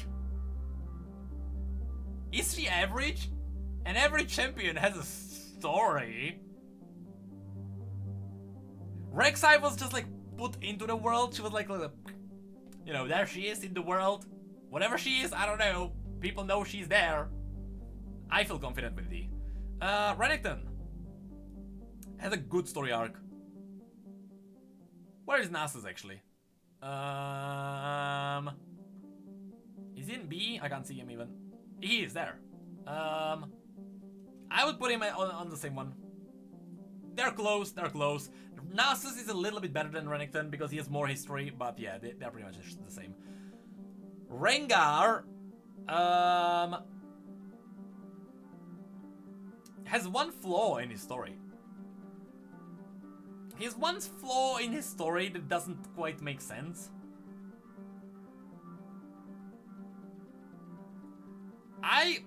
The reason why he's not A but he's B is because his short story has a mistake. It does look like B will be an average. Kind of. I mean, it kind of shows you, it's like a curve. It kind of shows you like which way, right, is moving the stories, you know, more up than down. But the flaw with Rengar is that Rengar has a short story where Gnar plays a part there. The issue is that Gnar is far in the north, like super far up there. How the hell did Gnar suddenly appear in the Kumungu jungles near Rengar? How did he do that? I don't know. So that part of the story doesn't fit. I almost feel like he might be an average, really.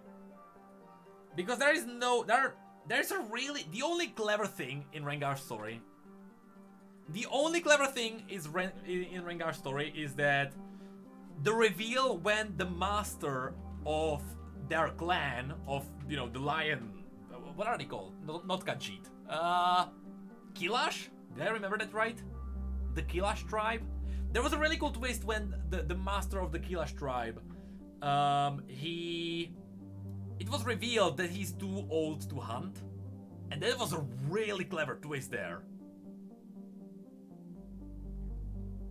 You know, he's above Ziggs and Heimer. He's above them. And Leona and no, he's better than these. He's better. Riven! Great. Ish? Great? Question mark? No, she's great. Because my idea of Riven is kind of flawed by her older stories, because I still remember them. But now that everything was brought back to, you know, to the story arc where she was used as a weapon, she got into the war, she then learned that the war is kind of awful.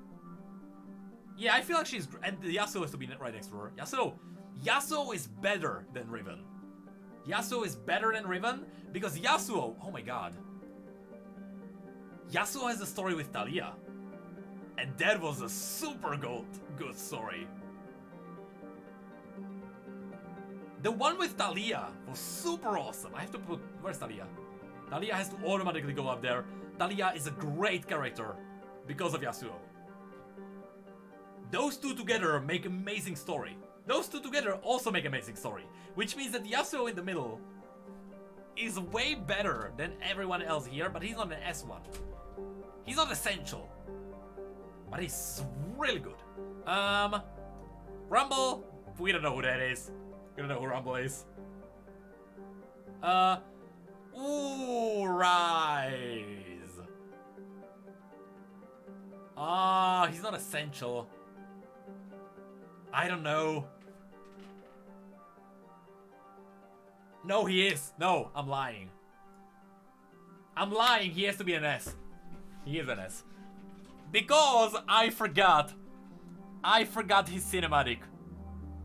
Because Rise is awesome. Together with Brand. Let me actually put him right next to Brand. Brand and Rise have amazing story. Rise on his own has a great story of him hunting down the runes. His cinematic brought him into an S tier. He is essential. Rise is essential for the world.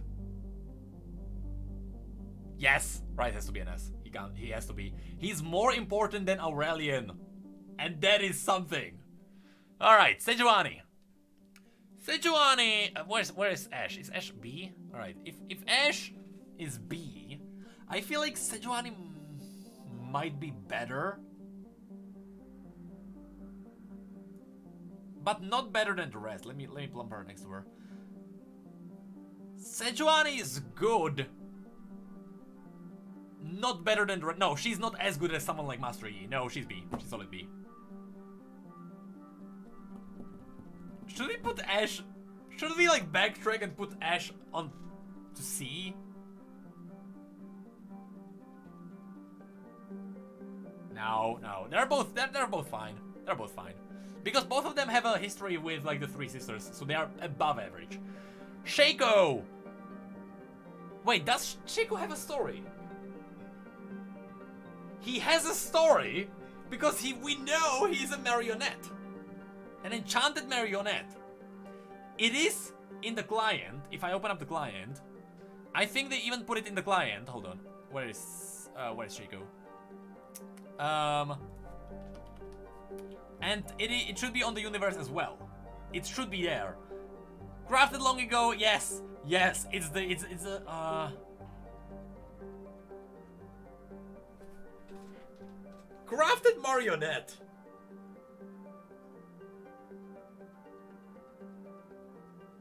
It's not a bad idea. The thing is, do we put him into F because it just doesn't make sense? Like Mundo, Kaisa, and Fizz?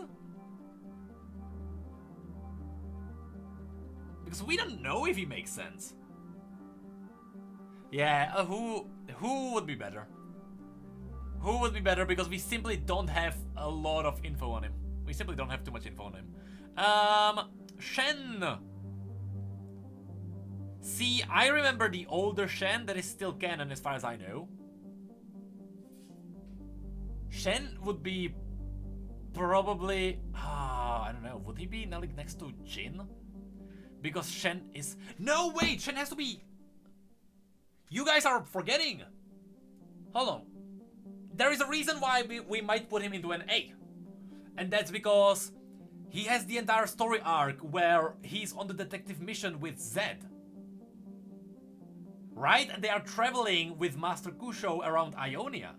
You need to remember that story arc. And that's a good one. I'm slowly losing my voice.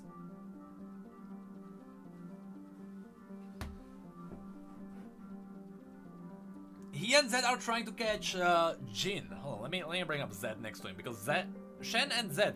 Zed is a little bit better than Shen, but the two are pretty much together.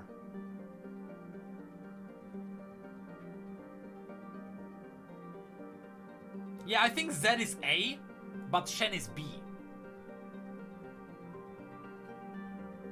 Because Zed and Jin both have more... do they? Damn it. No, because Shen has a cool story arc where, you know, he takes the mantle of his father and he has the spirit blade that he uses to kill spirits, and then he has the real blade to kill people, and that's the balance. It's not great. Is Zed great though?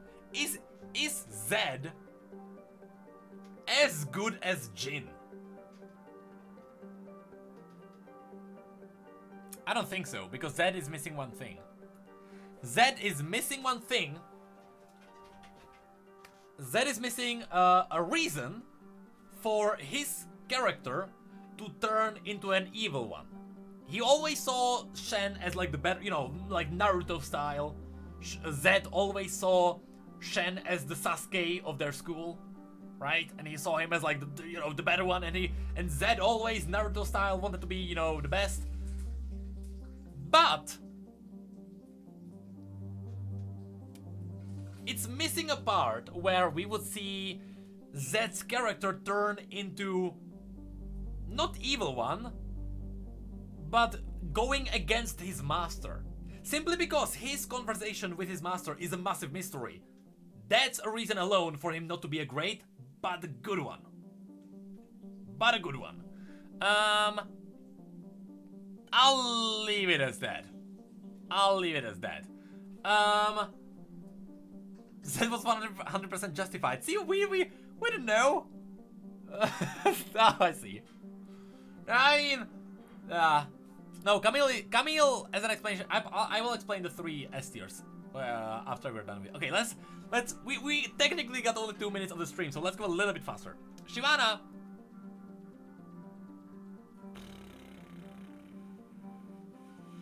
Too many unexplained things. Too many unexplained things. She's average. Dragonstones, dragons, they were never mentioned in any other story again. She should be happy she's not in D with Jarvan, but she's good average. Singed has good one because Singed is connected to Warwick. And if the story of Singed turning Warwick into a monster is considered Singed story, then Warwick, where is Warwick? Then Warwick would have to be average. Warwick is worse than Singed, but Singed is above average. I don't know, you're right that Singed is great though. Because his story of like brutally turning Warwick into a monster is great. But that might be just me being masochist. He's good. Duh.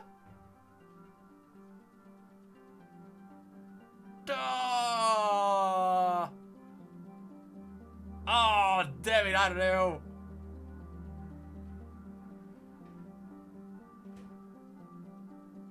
Oh, he's good. He's good. Because then you have someone like Orianna who has way more character development than Singed. He's good. Not awesome. Sion. Oh, God. Oh, mother have mercy on me for this one. He does have story, it is on the universe.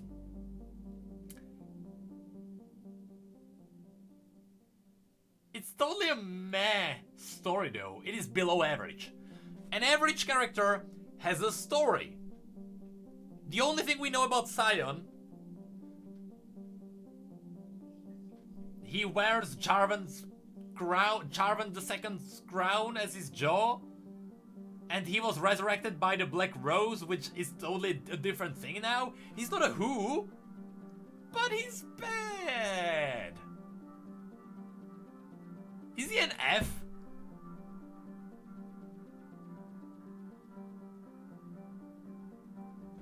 Is he an F?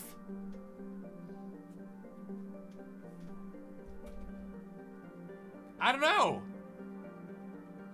Now, people say D, only because people say D, I will show him mercy. Yeah, no, he has great lore potential. It's because that his story was changed too many times now. I won't give him a D. Oh yeah, alright. Sion is a D, sure. Sivir!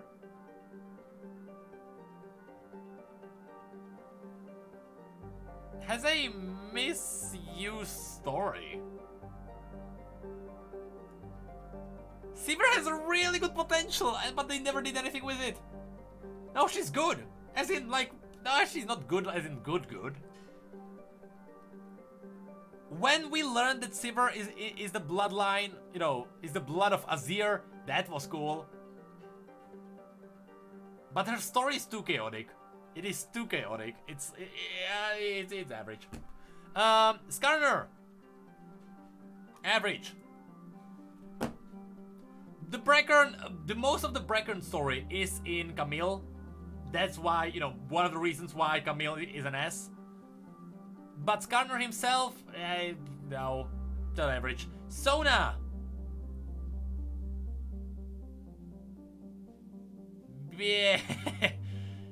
Bad? No, it's not a who. We know about Sona. It's not horrible bad. It's not like broken bad. It's bad. The story of Sona is she's an orphan.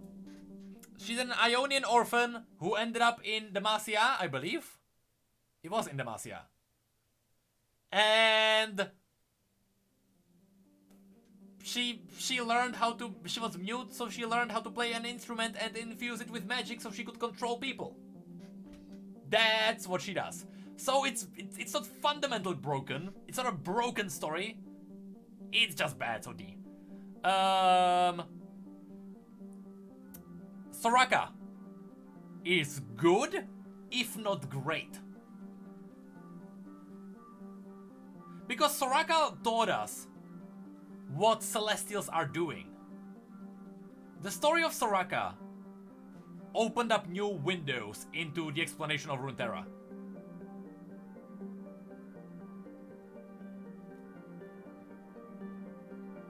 I'll leave her as A. No, not S. She's not like fundamental, super fundamental, but no. No story is who. Who is when champion has no story. F is when there are like broken bits in there. Soraka is kind of... You know what, the reason why... Alright. Because Soraka is almost a must-read, that's why she's in an A instead of a B. But I'll keep an A. She's not like...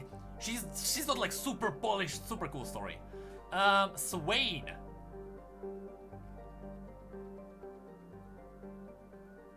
Is B, but definitely not A. He's good, he's not great, because the main reason, the main thing that Swain is not explained in the story. We have no idea what Swain did to have his demon arm. The main thing, what Swain is not in the story.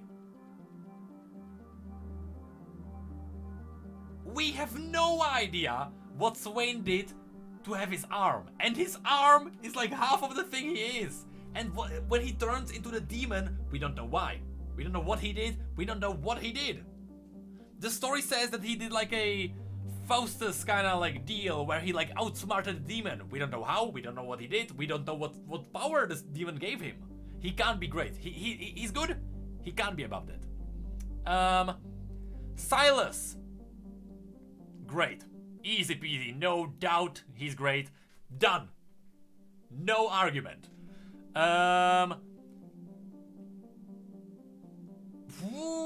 Syndra is also good. Syndra is also good.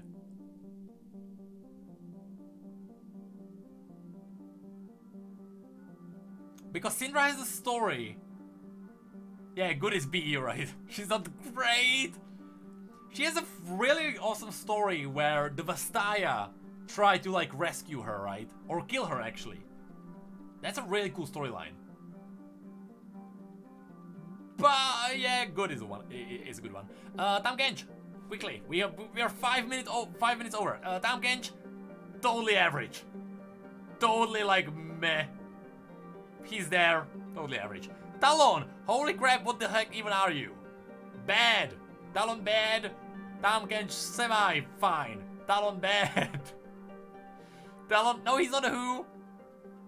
We know that he's serving in the he was serving for the Dukudo house. You know, he has like, he doesn't have a who level of non-lore.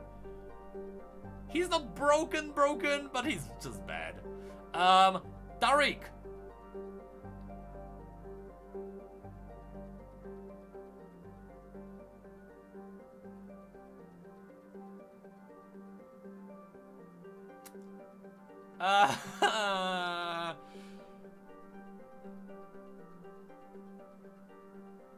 Tariq's real story is that he was a Demacian that was exiled because, you know, he wasn't really doing his duties.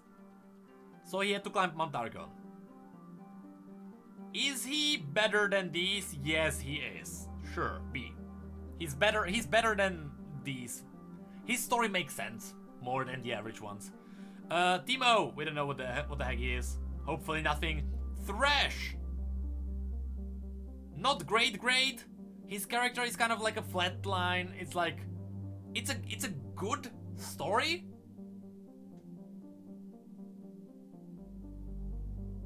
Even though the recent story with Kaisa, and Kaisa is great. Alright, I'll put him next to Kaisa. Kaisa brought him up. Kaisa made Thresh better.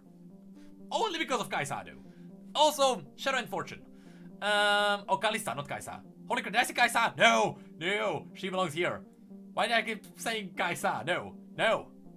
Scrap that. Tristana.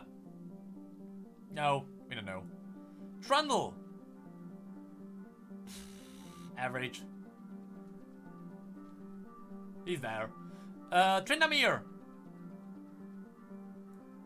Average. He does have story. He does have base story. They updated it now to be kind of in line with Ashe. But he has way less story than Ashe. And also, the Darkin part or his connection to Aatrox was never even mentioned, never explained, nothing. So he's there.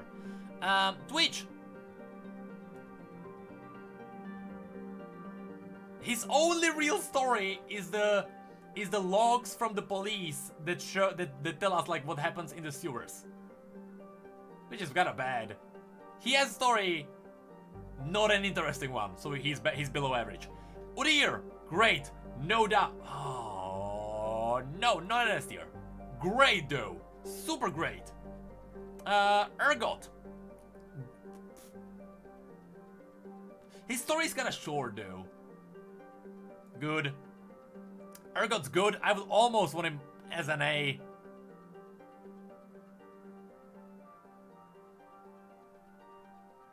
Urgot has cool story, but his story is kind of too short to really expand his character. I'll give him as B. Varus, A. No doubt. Think whatever you want about who Varus is. It is an incredibly cool idea. And it was executed really well. Think whatever you want about him. Varus is really good. Like, he's better than these. All of these. Veigar! 2.5 man, I see. Veigar is B. A? Veigar is kinda an A though. No, you're right, no. Like, now that I really think about it, Veigar is better than these. He's not better than these. He's not an S. He's not an S. I will agree with A. I will agree with that. Vel'Koz! Lack of twists. We know what he is. He's average in the end, sadly. Sadly, he's kind of just there because his story has explained that his story explained what he does. He goes down into the he collects data and he brings it to the hidden void rift in something that starts with a D. Tokugo. D. He brings it, there's a hidden void rift in Tokugo, and he just brings up the data down, so he's kind of average. Vladimir. Great. Vladimir, incredibly cool character now that they updated him. Vladimir, super cool. Really great. Volibear. I have to put him A on not an S, because half of his story, I'll put him next to Volibear, half of his story is not directly confirmed to be the Volibear. You know, it's a Volibear, it's a D Volibear, not Volibear. So he's an A. No real argument against that. Xerath.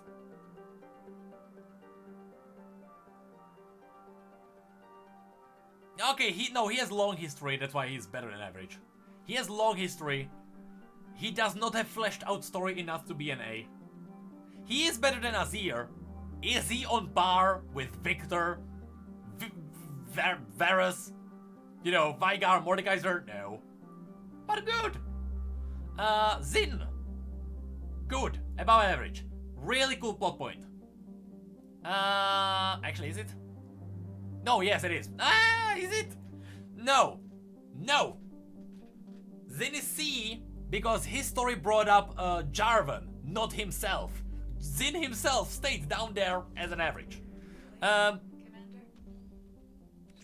Yorick has cool moments. B. Probing Uranus. Yorick has cool moments. Not cool enough to be great. Zach. It's almost like nonsensical, quite really. Zach is almost like a nonsensical. Like, it was good when it was new. Now. Yeah, exactly. It's alright. Mind blown, that's exactly it. It's like, he's alright. Not average, not like, meh. Yeah, like, meh. I don't know, he's below average. Alright, Zillion. He has a story, but not enough story for us to know what he even is. He's exactly the same as Shaco, so we don't know much about him. Zoe. Great. Because Zoe's story is connected to Twilight of the Gods, I'll put him next to Aatrox. Zoe's background is super cool. Not a fundamental one. And Zyra is good because we learned about the Kumungu jungles. Not great. But that's gonna be... That is the list. Do we have objections now? We are 13 minutes over the limit already. So before we wrap this stream up, do we have objections? Timo is S? No, I'm not taking troll requests. Swain is higher? Where's Swain? Swain is like... Is Swain B? No, Swain is not A because we don't know about Swain's demon. And that's a major thing. A lot of people say Jhin, but I think that Jhin is just biased because people like Jhin as in-game. I love Jhin in-game. One of the greatest characters or champions to play in-game, in my opinion. His story is not like super godly. It is not Ryze, Brand, and Camille. Kind of insanely good. Silence for the Damned is... Alright, I am willing to debate Silence for the Damned. Silence is not an S yet. Maybe in the future he will. And Ari is an A, not an S. Don't worry. Camille is an S because her story is... It just touches on so many topics. It's an amazing tragedy. Camille's story was written as a book. And you can tell. Camille's story, the Pharaoh's family, is insanely powerful. No doubt. But Silence for the Damned, I am willing to debate.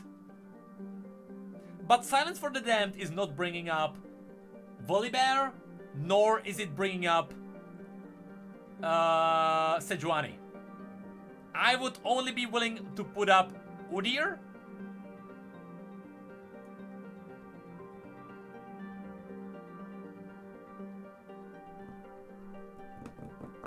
But I don't feel like Udyr really fits there. It's like so close. No, I can't do Veigar for S tier because Veigar isn't like a world-moving story. But that's just gonna be... It's just gonna be probably that. I will do a screenshot. I will kind of put this together in Photoshop, probably. But this was every champion ranked based on their story. I will probably tweet this as well, and I will probably upload this on